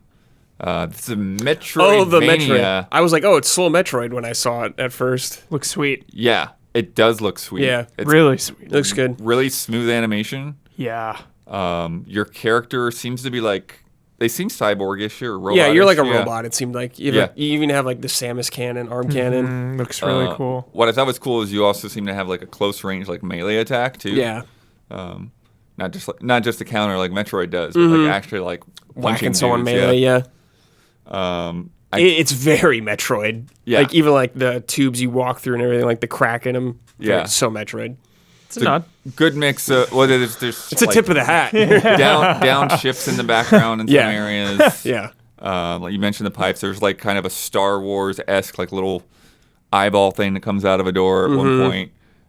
Which there isn't something like that in Metroid 2, isn't there? Something that scans. Like, I think it's Super Metroid. Yeah. Not quite like that, but yeah, I think I know what you're talking about. It's when you get the it's like down in the left corner you get the ball, I think, and it scans. Yeah, it. they're- Oh, right. That's They're what like they're like lights kind of Yeah. Whereas this was like it was like literally it's a thing from Return of the Jedi Yeah, popping yeah. out of the wall. Oh, right. Love that. One thing I thought was interesting Goodness gracious is there's some extra like more VO in it than you typically get out Yeah, of this I genre. think it'd be a silent game. Pretty So much. like enemies were like kind of yelling at you or laughing at you and stuff during certain shots. Love a good death yell. Some Symphony of the Night style damage numbers popping off there. Oh, I don't remember that. Okay. Love Symphony of the Night. Yeah. Me too, dude. Yeah. What a statement. Yes. Shout out Symphony tonight. So Yeah, it's a blood joint. nothing groundbreaking, but it's got a good No. style, good vibes. Yeah. Yeah. Could be good. That's been my new phrase of the year. Nothing I haven't seen before, but sweet. Yeah. That's my That's his my phrase thesis the of year. 2022 is Thesis. nothing I haven't seen before, but I'm hyped. Another game with a lot of style and atmosphere, Signalis. Yes. Survival horror, adventure Survival game horror vibes. elements. Looks really cool. Looks Yeah. depressing Yeah. It's Yeah. like a in a cyberpunk good way. survival horror game. It's got what I'm starting to refer to as like this hyper PS1 style. Yes, Yeah, the visual dude. style. Because Yeah. it's like it looks a lot better than a PS1 game, but at the same time still somehow looks like a PS1 game. Vibes. Yeah. I don't know how to describe its camera angle. How you like what it looks like when you play. When you're playing, it feels sort of like MGS or Resident Evil. Kinda to me. fixed. Yeah, Kind it of, looks yeah. fixed. It's got like the same like laser sight. Yeah, it looks like a with the lock-on gun. thing. Yeah. Yeah, it reminds me of MGS1, I guess. You're right. Yeah. This was my favorite that we saw. Yeah, Yeah. I think so, For mine sure. too. Yeah. And then you get into some of the puzzles, and those looked very like pre-rendered Myst-like in certain cases, with like just like big chunky terminals. Yeah. Better kind of be thing. on Slack 24/7, Isla, when I get to those puzzles. Okay. We're going to be streaming this together. What are you talking about? Sweet. Or an easy update, at least. A lot of code flashing on screen as well. Yeah. Yeah. Yeah. And then some just like Yeah, just some cyberpunk stuff. There you go. but it's just like really big, like full screen, like pixel faces. Yeah, those looked really good. Yeah. Really good. Good stuff. You wrote Fear Effect vibes in the notes. Fear So Effect. true, dude. Yes. Oh, man. Oh my gosh, what a call. I was so stoked for Fear Effect as a kid. I don't even remember if I played it. Right. Yeah, there's definitely those games when you're a kid. It's like, oh, never Didn't that actually come got around to that one. Back recently? What? Yeah, there was that There was weird, like, something. isometric Yeah, it's weird. Fear Effect something, and yeah. Yeah. I felt like you were going to say something else. Fear Effect Sedna was 2018. Sedna. Sedna, Yeah. that's so weird. Said not. But yeah, so that'll be pretty much it for what we're going to cover with all the GDC and Humble stuff. There's a lot more, like I said. Go check it out. A lot I probably I was just trying to like jam through and see like what just pops out at me, what I want to look at a little bit before the podcast today. But good stuff coming. Yeah. What's not coming? EA Play Live. Oh, Wayo. probably a good move. Yeah. Honestly. Always my least favorite part of E3 is EA. But I'm Even worse than Gearbox? Well, Gearbox hasn't always done their own thing, but Yeah. like out Right. of all the main people that have been like the E3, you know, Sony, Right. Microsoft, Nintendo, EA, Ubisoft, like always my least favorite, but I'm still super bummed to hear this. One last you know, thing. It's like I love E3. I know it's maybe archaic now that we're many years removed from it, but I still love the collective hype and the collective celebration, you know? I That's the feel thing like is EA was not part of that collective anymore. I don't even know that they were they doing press conferences at E3 or did they start that at EA? They bowed out EA Play. at the first EA Play, I think, yeah. but like even though, you know, only a Sith deal is an absolutes. Sure, people would criticize E3 press The conferences. Jedi do too. Sure, E3 They do. Like E3 has bad press conferences, but it's like bad in a fun way when it's bad. Whereas like these smaller state of plays, the Nintendo Directs, I feel like we're a little harsher. The community is a little harsher. Like it's more of like you better show some good stuff or we're mad. Whereas like People have been pretty harsh at EA. Yeah, dude, it's been so boring a lot. What do you Sports, mean, man? sports sections. Like them But I talk- think because when it's bad, there's like other things to look forward to. Like, all right, we got the PC gaming show tomorrow. You know, just this week long celebration. Yeah. I miss. Even when something's bad, you have another thing right around the corner. Like, Right. I just miss it all. I miss it all. I'm just waiting for like who's gonna replace E3? Like, I mean, Jeff does the Keighley. Summer Games Fest, like, Right. Yeah. but I mean, like, is he gonna do an in-person thing or something? Like, who knows? Eventually. I, Did Game I wouldn't be Awards in person surprised. last time, so. I Yeah. mean, I think E3 is still obviously they're still reeling, but I think they're still going to try to do something. It's just going to be They're gonna try. a question of by the time they get around to it next year, like whether the industry will actually be there for it, or you know if And- you know more people will pull any games. We're just going to do our own thing. Yeah. My cooldown is over now. Yeah, I'm ready for I'm a ready. conference again. Yeah. Selfishly, I miss Huber syndrome shoving a mic in people's Yeah, faces. dude. Like, I miss it so much. Easy update also. Yeah. The carpet's done. Seriously. The carpets. We miss them. It's just so much fun, you know. And you know, again, E3 can get negative. Like people can be pissed at the press conferences and stuff, but it's still always felt like a celebration of people coming together to love and appreciate video games, and that's always a good thing in my book. So. Huber, I'll tell you why this doesn't bother me. Regardless if they're going to do this or not, E3 is not coming back in the way you want it this year. No way. Yeah. And for me, this is them saying like, "Yo, we're not gonna waste your time this year." Yeah.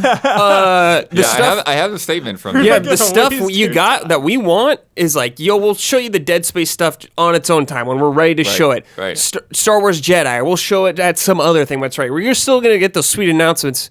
You're just not gonna get them maybe like one or two cool things in like an hour of. Yeah, Here's that's a Madden what they cover said. art So, character. Cool. However, this year things aren't lining up to show you everything on one date. We have exciting things happening at our world-class studios, and this year we'll reveal much more about these projects when the time is right for each of them. We look forward to spending time with you throughout the year. Yeah, it's not like you're gonna see Dragon Age there or anything like that. Because like if they do a press thing, people expect more than like one or two things. Because I'd be like, where the hell was Dragon Age during this? Yeah. Why are you doing this? Like, Well, and it's they've always felt like one of those things where like Capcom or Square or whatever. It's like this would almost be more hype if it was just in the Microsoft press conference. You know, like Right. we get half of this exactly. here, half of this in Sony. You know, like that's just more fun. I feel. Yeah. Why do you need your own? Yeah. Right. Exactly. It's useless. It's cool. I get it. I like the idea of like, it's time for this event. We don't know what's going to be there. It's exciting. I love that. but a lot of times it feels pointless. Yeah. And you're just like, ugh. But it's pointless until the one time it isn't. Correct. you get but that- that's when you do. That's when you come back is when it won't be pointless. Yeah. You come back when you're ready to go. Yeah. When you get that gun locked and loaded. Right. You get Dragon Age or Mass Effect or whatever. You're ready to show this shit. I'm like, yeah. You go in then. But otherwise, now you just Cal Kestis, live action. live action. Where is he? Get him in He'll there. show up. He'll show up. Get him in there. He'll announce All those the Star game. Wars games they've got cooking now. A lot. Yeah. Well, because the pressure's on now. They don't have the rights to that exclusively anymore. It's like they got to compete with Ubisoft now doing Star Wars games. Sure. Yes or no question for the entire panel. Yes or no. I don't want any other words. Yes or no. Will there be a Baby Yoda video game? Or Rude. I need some clarification here. Okay.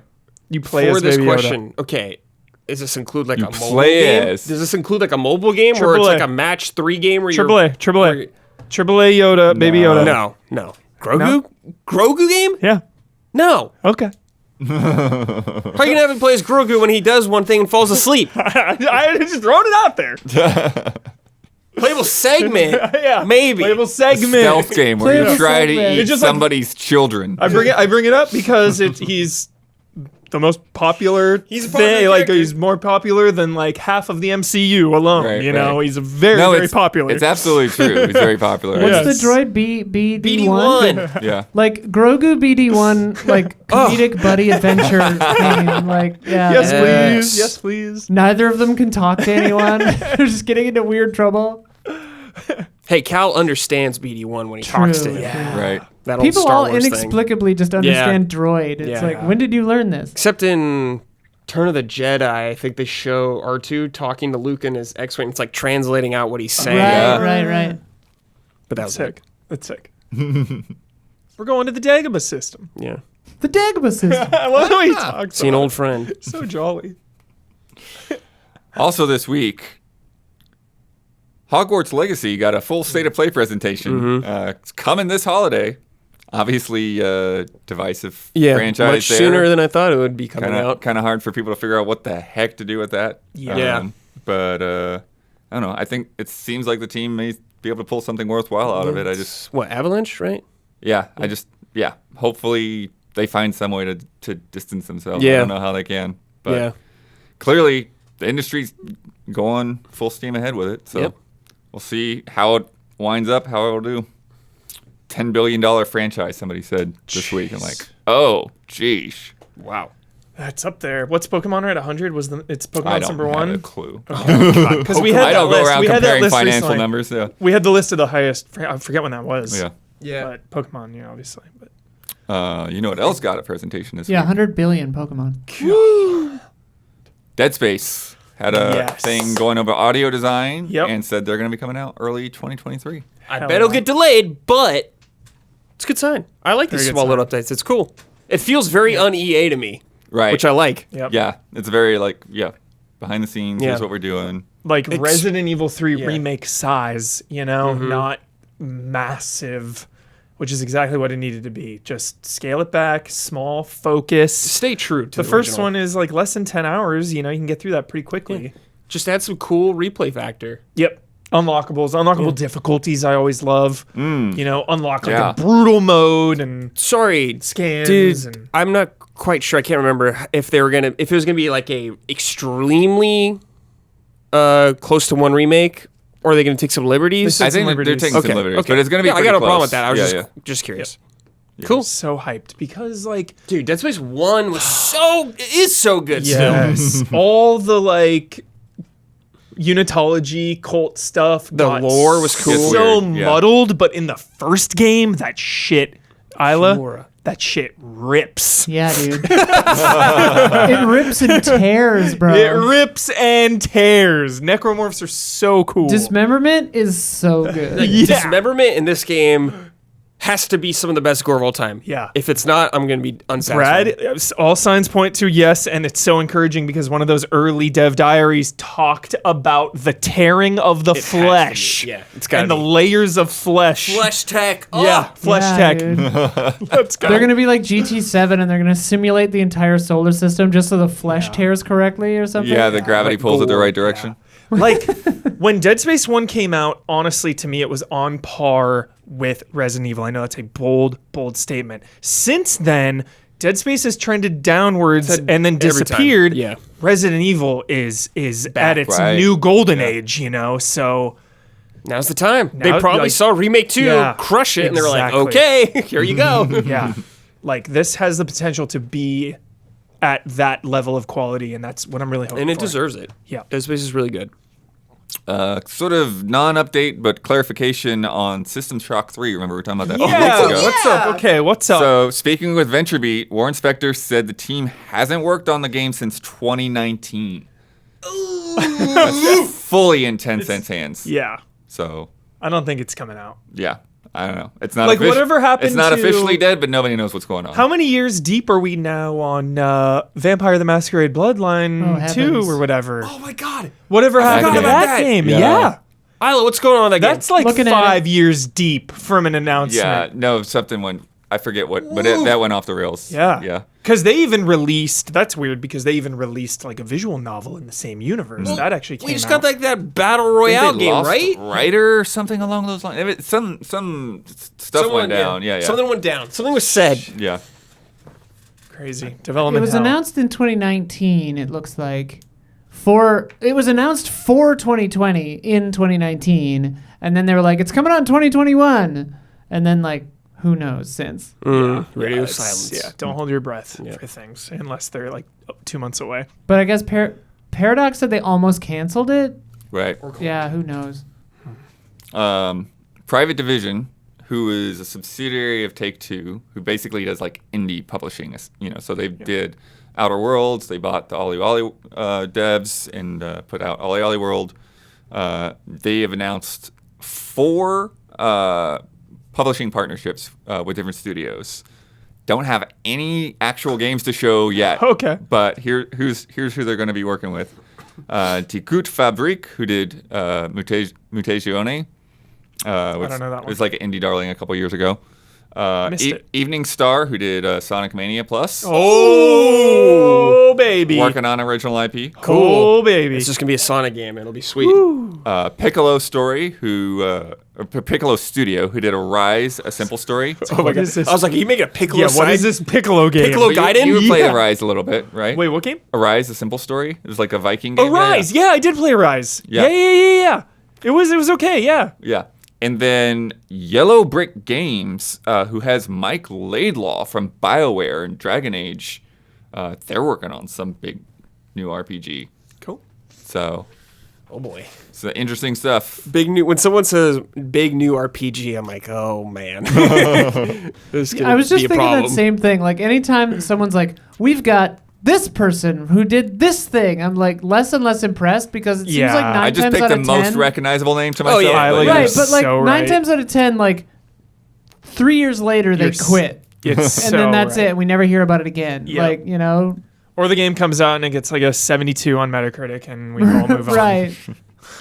We'll see. I have more faith than that. Get him what? away from Yes. EA. You know what? Yeah, Blood. Yeah. Sure. All right, I'm with you, Blood. I don't know if you saw this. I didn't put that in my trailer list for things to watch, but Digimon Survive got a very sad trailer. I just clicked on that thing and it was just so like depressed and like, the world would never be the same. And just this like, yeah, it was just hilarious. Dude, Digimon. Good angle to go for Yeah. if you're competing against the- Pokemon. You go dark. You go DC versus Marvel. Digimon you know? has always tackled some pretty serious subjects, you know? Yeah, lean into that. It's a hybrid visual novel / SRPG. Whoa. More on the visual novel side. The but year yeah. of the Really? A SRPG, Digimon dude. game? Okay. This game sounds like it has vision. I got something. It's been in the works for a bit. Oh, okay. Wow. Ambitious. Yeah. An official Rift Tracks game is coming from the makers of the dub. That'll be a fun stream. That'll be a fun Funny. stream. That's really funny. Whole slew of D&D Gold Box classics are coming to Steam on March 29th, including Pool of Radiance, which was one of my first RPGs. Never played any of these. It is responsible for a lot of things. like Cool. Because Are you going to stream this? Uh, I'd love to see you stream probably this. not. No, This is like Bloodworth definitely be hard to Origins, go back to, but dude. yeah. This rules. But yeah. So Pool of Radiance, I had on Commodore 64. Yeah. I think these are all DOS-Box versions. Cool. And I was like 8, 9 years old. Didn't have a clue what the heck I was doing. Yeah. Just fumbling my way through this game. Certainly didn't beat it. Not sure how far I got, but it introduced me to that whole just everything, right? Yeah. And so there was also the Forgotten Realms Pool of Radiance book. And so I had my mom get me that book when I was like 10 years old. I read through that book in like a day. And then like I just got into fantasy novels and everything. Like that was kind of like the launching pad. I mean, the real launching pad was He-Man, but you know, Yeah. from He-Man to like Pool of Radiance. Man, these Cool, characters Bloodworth. are Yeah. wild. Awesome. I want to see. And I want to Legacy see of the this. Ancients was the other big one. That was Legacy of the Ancients. was I the big, remember big you one, did yeah. that video. That's one of my all-time favorites. 10 out of 10. And then last one on the list, new publisher Deepwell formed to focus on therapeutic games. And it includes the involvement of Devolver's Mike Wilson as well as Lauren Lanning, American McGee, and Rami Ismail. American McGee being in there is interesting. Yeah, He did it's a American weird, McGee's it's a weird Alice, group, yeah. yeah. But I really like Devolver. focusing they're in chill. on how games can kind of help people process. And, That's awesome. yeah, kind of reminds me of like Brandon's Mindful Games Yep. series. There's a always while back. room for more of those I video always games. think of Flower, of just how Yeah. peaceful that game was. Right. Wasn't the Hellblade studio, they were talking about stuff like this. Yeah, Oh, yeah, they were I'm talking sure. about mental health Mental stuff for health. sure. Ninja That's a Theory, big, is that- big part yeah. of Yeah, Hellblade. Senwa and stuff like that deals with that. Yep. Yeah. Yeah. Fantastic. Let's play a game. All right. From JG. JG Wentworth. 877 cash now! 877 cash no. 877 cash now! Oh, this is going to throw everyone for a loop because I'm the only one familiar, are like really pop familiar with culture this game. molds. EarthBound or the Beatles? Wait, which is better? No. I have a game for you to play. Are the Yeah, which is following better? Go. characters from EarthBound Okay. or are they from a Beatles song? Okay. I notice both have a similar sense of bizarre humor that I Hilarious. personally really love. Cool. Jones would be good God, at I need this. to play EarthBound. Mr. Kite. That's Beatles. Yep. Right on it. Brad's on this. Oh, we got a fan. Look out. Yeah. Look Yeah, I out. know. Mean Mr. Mustard. That's Beatles also. right away. Look out. Apple Kid. That's EarthBound, I think. Earthbound? Okay. Dr. Robert. That's Beatles. Brad. Yeah. The expert. Crush it. Crush it, Brad. The Flying Men. Oh, that's a good one. I'm going to say that's EarthBound, though. I'm not sure. Yeah. Yeah. The Runaway Five. That's... Oh, that I don't know. I'm going to say EarthBound, though. Yep. Okay. That's the band. Okay. That's Oh, the band funny. in Earthbound, yeah. Polythene Pam. Also don't know this one. I'll Is say that EarthBound. That's Beatles. What did they say? Is it just a song? No, he didn't Oh, okay. specify, unfortunately. The Eggmen. Eggmen? Eggman, Beatles. Eggmen, I don't know. I'll say that's EarthBound. It is Beatles. So, Okay. Yeah. Mr. Spoon. EarthBound? Yep. Polythene Pam is a song. Okay. Rocky Raccoon. That's Beatles. Yeah. Great song. so 10 out of fast. 10. Classic. 10 out of 10 It's so song. It's a 10 out of 10 song. One of my favorites Brad is ever. acing. That is a 10 out of 10 song. It's one of the greatest ever made. A movie just referenced it. Shit. Miss Fake. EarthBound. I don't know that one. Earthbound. Yep. Yeah. Bubble Monkey. Bubble Monkey. That's got to be Earthbound. I guess it's EarthBound too. Yeah, I don't know what that is. Yep. That's Earthbound. All right. Brad aced it. Sick. Thank you, JG. Fun. It is time for Love and Respect. Oh, you got some? I was just gonna say it's from Abbey Road, Polythene Pam. Nice. All right. It is time for Love and Respect.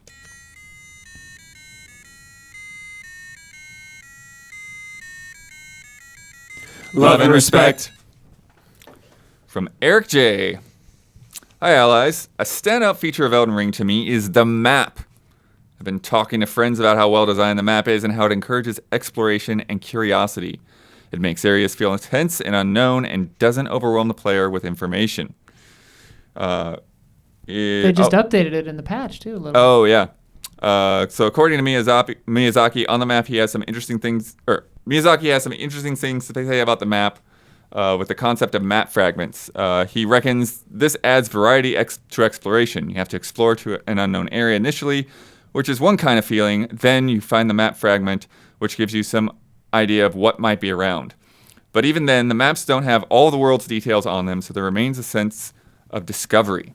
He adds that exploring with the map is fun, and that's why the fragments are easy to obtain. What are your thoughts on this map design, and would it benefit other maps in future open world games?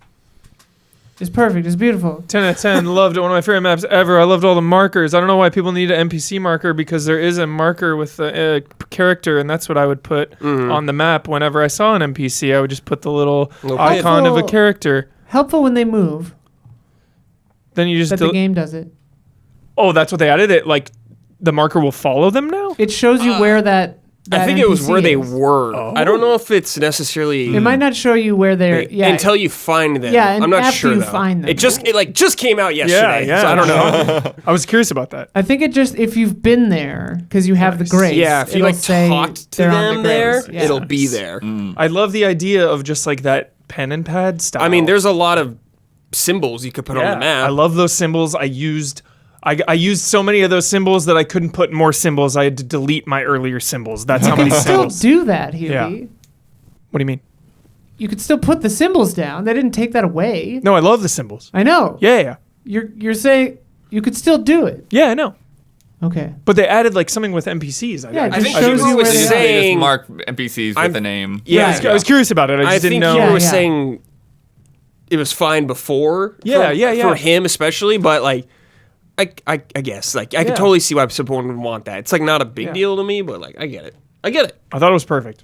I really like that if you get close enough to where the map fragment is, the little marker shows up on the map. Yes. They do that. They do some smart stuff with that, and it's pretty cool. Some of the underground areas, it's not Yeah, like you that. just find you it, just find yeah. it. But yeah, I do like the map.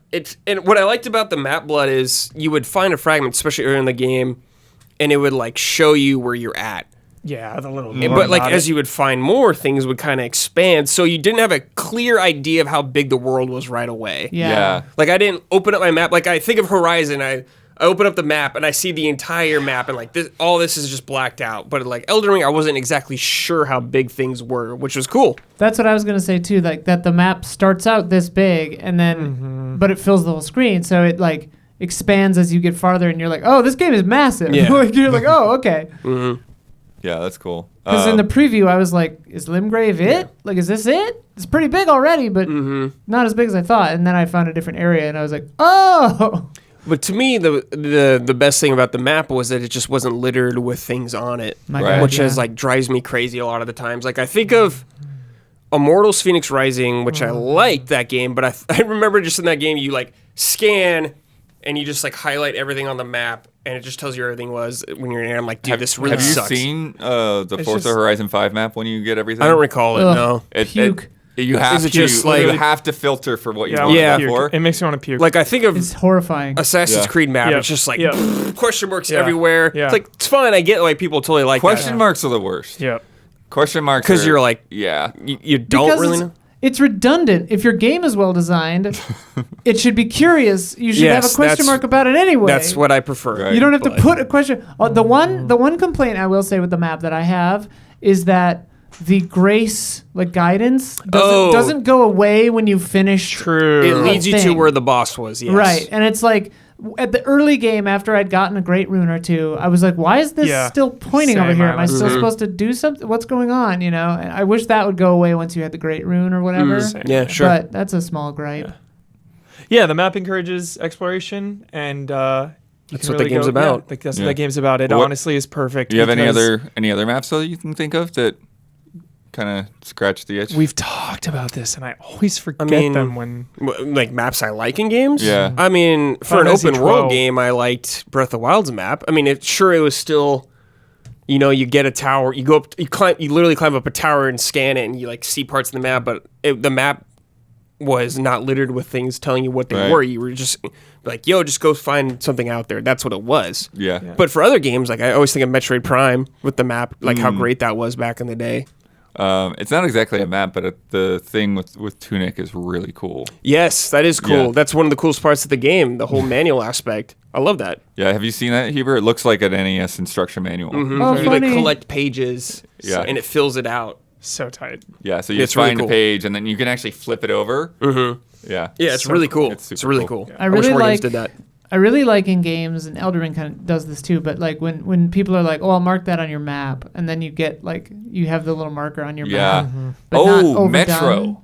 Metro, there it is. Metro. That's what I'm trying to think of. Metro, Bloodworth. Thank you, dude. There was something gnawing at the back of my head. Is that one where you have Metro it like, Exodus. It's like physical, and you have to like. Yeah, you have Yeah. a physical leather no way, that's thing in sick. front of Yeah. you. Yeah.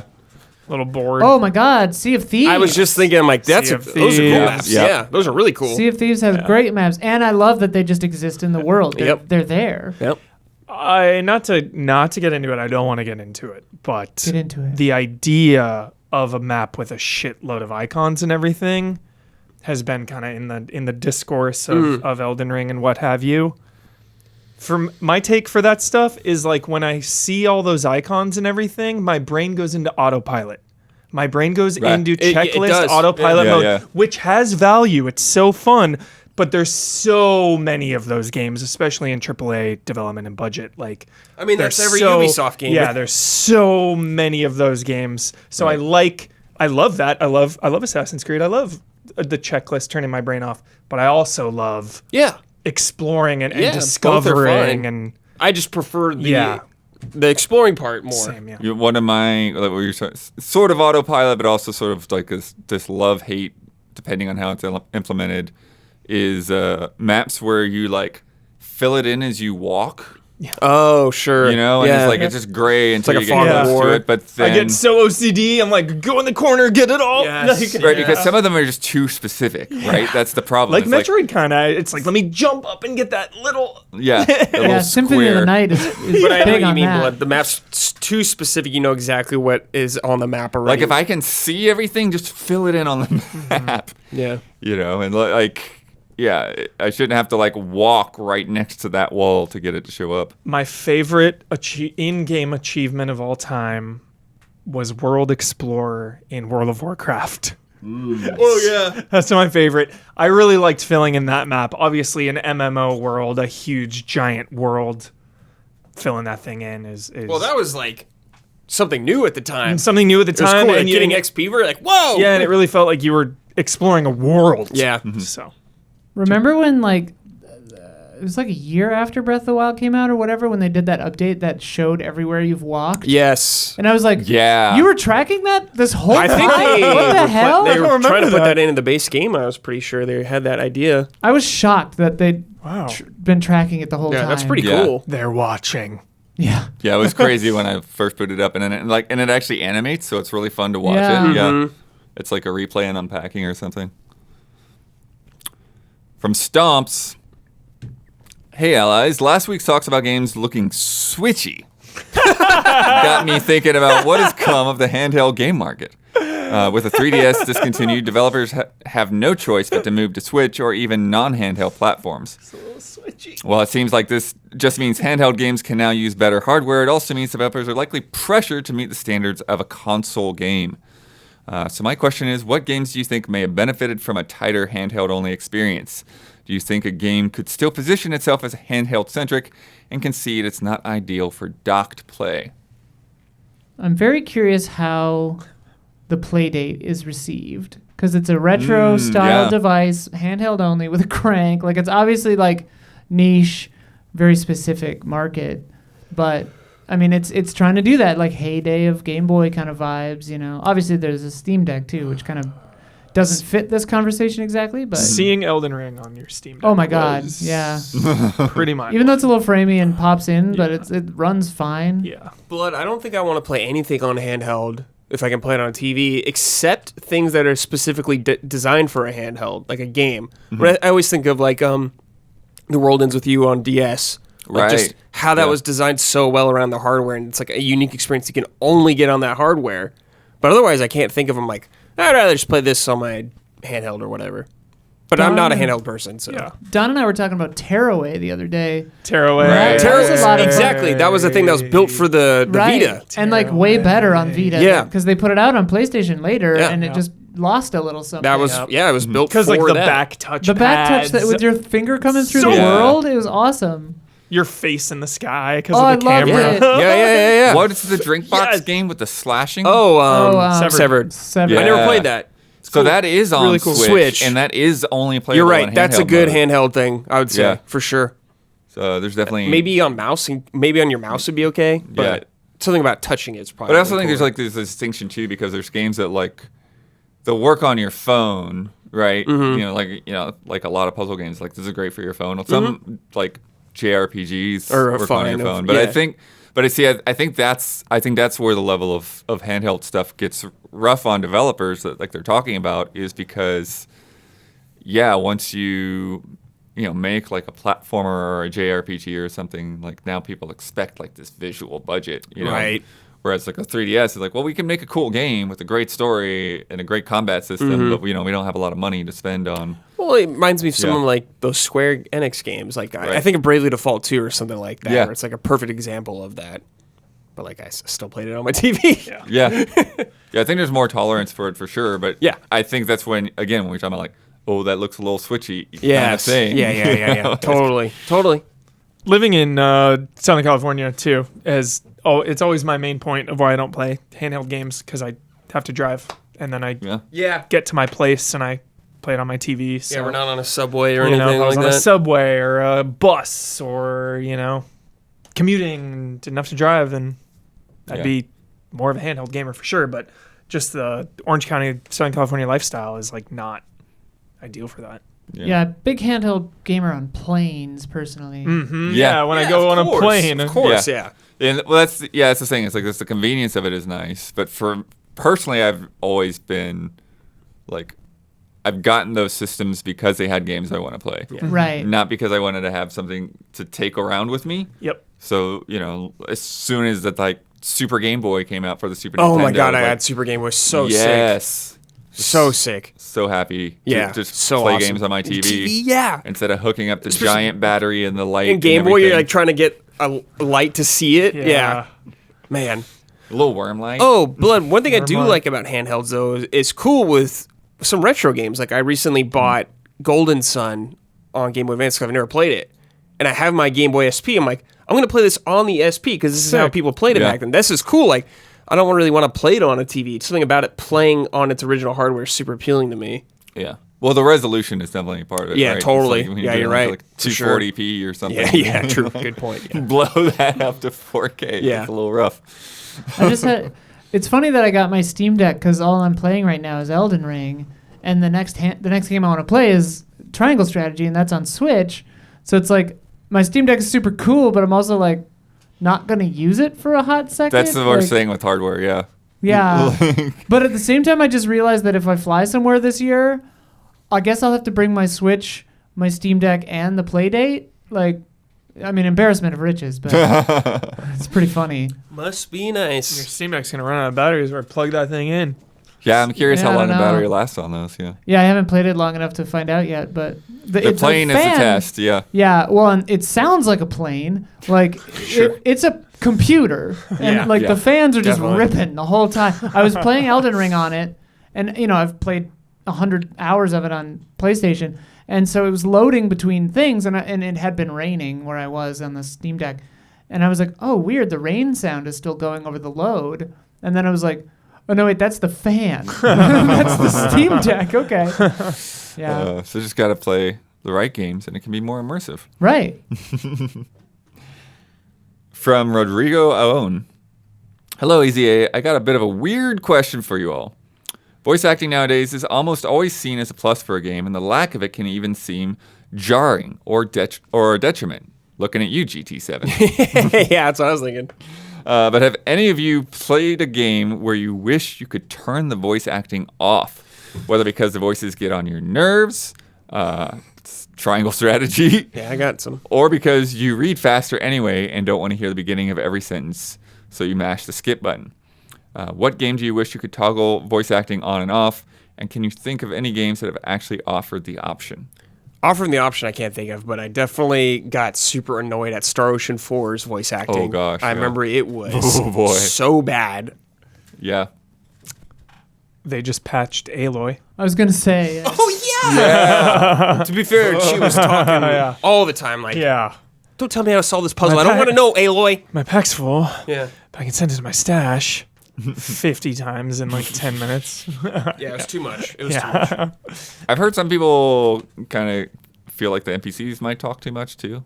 In Horizon? Sure. Yeah. I could see that. Yeah. There, I want to Dying see. Light 2, I think, got that criticism as well. I would love to see the script of Horizon because with all of the optional conversations in that game, I bet it's Insane. like 1,000 Insane. pages.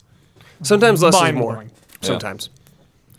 The one that got me, even though I was loving it, was Forgotten City. Isla, you played that recently too, Yeah, right? yeah. Like they just go on and on. It's like, okay, I don't usually skip dialogue. I usually like let myself hear it all spoken, but it's like, no, I've read this already. Just, Oh, yeah. let's Once- keep going. Yeah. I was definitely like, that game for me probably sounded like you need to go to the top of the and the gods are over and the blah, blah, blah, blah, like once I'm done reading it, I'm going Yeah. yeah. There would be like I would still try. To like I'd start a conversation and we'd go for a few pages and like all right, mean, all it's- right. Come on. I mean, it's a different kind of a thing where it's like, Yeah. and I love Forgotten City, but like, wait, Forbidden City, Forgotten City, Forgotten City, and I love that game, but like, there's a difference between the voice acting in that and like say Disco Elysium, where it's like, we're doing an acting thing, we're doing a choice here, like like that I'll let play through, Yeah. I don't know. It's also weird because like I have so many friends and exes that are voice actors, so it's like if one of them is in a game, I'm always like, You just hear them. Yeah. yeah, I'm like, Yeah. that's not how you talk. Why are you doing that? That must be jarring. It's a little bizarre sometimes, especially when they're like the love interest in a game. I'm always like, Oh. meh. Oh boy. Oh well. Check in from Jason Wojnar, the Woj. Oh, yeah. In Ukraine. Hi, Elias. No question, just letting you know I'm still alive. And Lviv with a bunch of other refugees, some who are in a significantly worse situation than me. I always have the U.S. to return to after all. I guess I could turn into a question and ask if any of you have ever lost all or most of your possessions, whether it be a fire, a flood, or something else. I find that it sucks, but you're still kind of like, okay, not the end of the world. Pick up what you have and figure out the next move. I don't think any of us Unfortunately, have. I've never been in that situation. Exactly. No, when we were in Iceland, there was a fire. Oh. But we didn't lose anything. Right. But there was a gnarly fire. That was the closest. Like we thought we'd have to Yeah. evacuate a few times from fires, but Right. never had to, fortunately. Yeah. I mean, when I moved out here, I just packed up a car, but that's a very, very different thing. Right. Yeah, I didn't bring a whole lot when I first moved, and then like eventually Yeah. over the years, like there's still some things that are at my mom's place, but yeah, But I haven't really lost anything. Like the biggest, like the closest I could say to that was like when my mom first left my dad, and it was like we didn't have beds, we didn't have couches, we had like clothes and books and toys, and that was like, it for a little bit. But again, it was like my stuff was still, what I didn't bring with me was still at my dad's place, so it's not like I lost it. So yeah, I lose people, not things, but like because of the deaths of my parents, like we've downsized a lot of stuff. Like we sold the whole house, did an estate sale, blah blah blah, and like all the books and stuff that I would have considered like mine partially, or like, so like all my childhood stuff are in like 3 Rubbermaids, that's like it. Yeah, but different situation, nothing like what they're going through over there. Yeah, for sure. But definitely still thinking of you and appreciate the updates. Yeah, glad you're from okay. both you and your brother. Yep.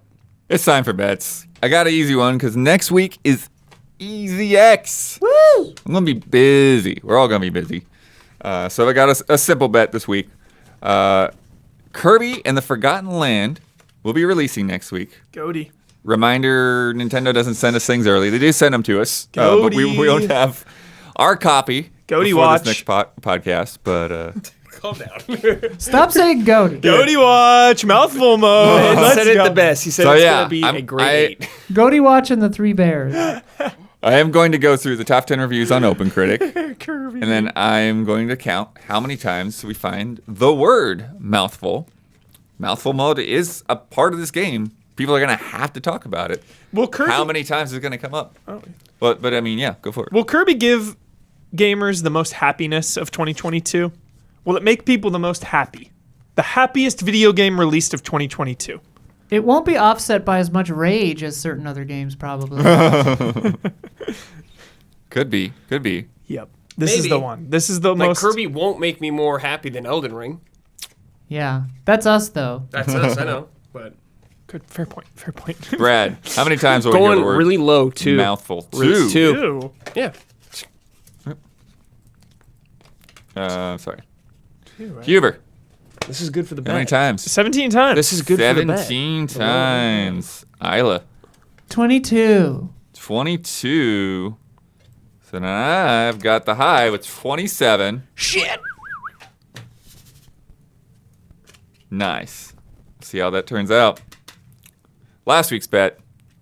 Tunic came out. Surprise, it's on Game Pass. Surprise. Made my life easier. Wait, wasn't the review embargo like the same day it came out, which is It was a unusual? little late. Yeah, I'd say. But it was a good game, which Yeah. is surprising with those. What was funny with the Game Pass thing is they announced it was on Game Pass, and I kept going to the Game Pass screen and it wasn't showing up. And I'm like, all right, screw this. I'm just gonna go to the store. And then when I went to the page on the store, then it like switched from the price to Game Pass. Oh, okay. So it's a little tip there if you ever Yeah. see something get announced for Game Pass and you're trying to get it downloaded. It might just be the store page that you need to go to. Anyways, so I started a new game. You start without a weapon in this game. There's a lot of staircases to climb. And I asked everybody what the minimum number of stairs you would need to ascend before you get the sword. I botched this so hard. So before I get into the whole process, the bets were Huber, 44. Damiani bet 333. Isla bet 62. And I bet 77. So first off, I played through until I got the sword to figure out where it was. Okay. And then I started over and like, okay, I'm going to crit path this thing, get straight there, right? I did not count going down any stairs because I said ascend. So only going up. I did not count any ladders. I did not count any ramps. The first couple of steps are kind of tricky because they're like buried under sand, but you can only skip like 3 stairs there anyway. So it's not too significant of a difference. There's a branching path where you can choose either staircase, but they both have the same number of nice. stairs. So Love it. Nice. either way is fine. So there is a standard length on these staircases. So a lot of them were 32 steps. Each. Oh, There are others that were exactly half 16 steps. So it's interesting kind of it's piecing like a it together. grid-based world or something. It's like 350 cents. Seeing the puzzle pieces come together, counting these stairs. 4 Fun fact, because we're talking about the sword, not the stick, right? Yes. So, because if you go into that room where the stick is, there's a staircase there. So I skipped that room. But fun fact, if you skip the room with the stick, the next treasure chest We'll have the stick. has the stick. So you can't miss the stick. Like any treasure chest that has money will have the stick first. So very interesting there. And then you also don't have to kill anything before you get the sword. So you can walk around the enemies at that point. So, in all, there were 13 staircases, which added up to 258 individual steps. Damiani wins, bringing the scores to Massive Chubs 3, Splish, Malodorous Sea Lions 5. Let me tell you about patreon.com/easyallies. Patreon is how we are funded. It is how we are able to do everything that we do, how we're able to make this podcast, how we're able to look you in the eyes when other things are going on off cam. People are throwing things at each other over here. Damn it, I was on your close camera. I know. Our reviews, our previews, been having a lot of previews coming out lately. It feels good. Love leading into those previews. All of that is because people contribute, and at $1 a month, you get access to an ad-free version of this podcast with extra love and respect questions. And at $5 a month, you get it 2 days early. You get it on Friday instead of Sunday, and you get to submit to all of those love and respect questions. And at the very top are our shout-outs. And they give us $250 a month. Thank you to everyone here. This month's shout-outs are Caleb, Togi Crawford, L. Thanis, Greg the Dark Knight Kettering, Nick, Raymond Wheeler III, and Zatwan Doot. Shout out! Brad. Yeah. You're in Damiani's chair. Nice. You get to promote any Easy Allies video you'd like to promote. You get the final word on anything that you would like to debunk or reiterate or just popped into your head. And you get to sign off with your trademark sign off. All right, for video, I was recently on Huber Syndrome. We were talking about the Shenmue anime. We've been watching it week to week, me and Huber. It just wrapped up the first game. So we're in Shenmue 2 territory now. This is for Huber pleading for Shenmue to live on in some way, constantly on life support. This is a way to support Shenmue. So please watch it for Huber. Final word is, yeah, Batman villains are the best. It's not even close. Don't at me. Don't tell me. They are the best. I'm sorry. That's it. And be excellent to each other. See you next time.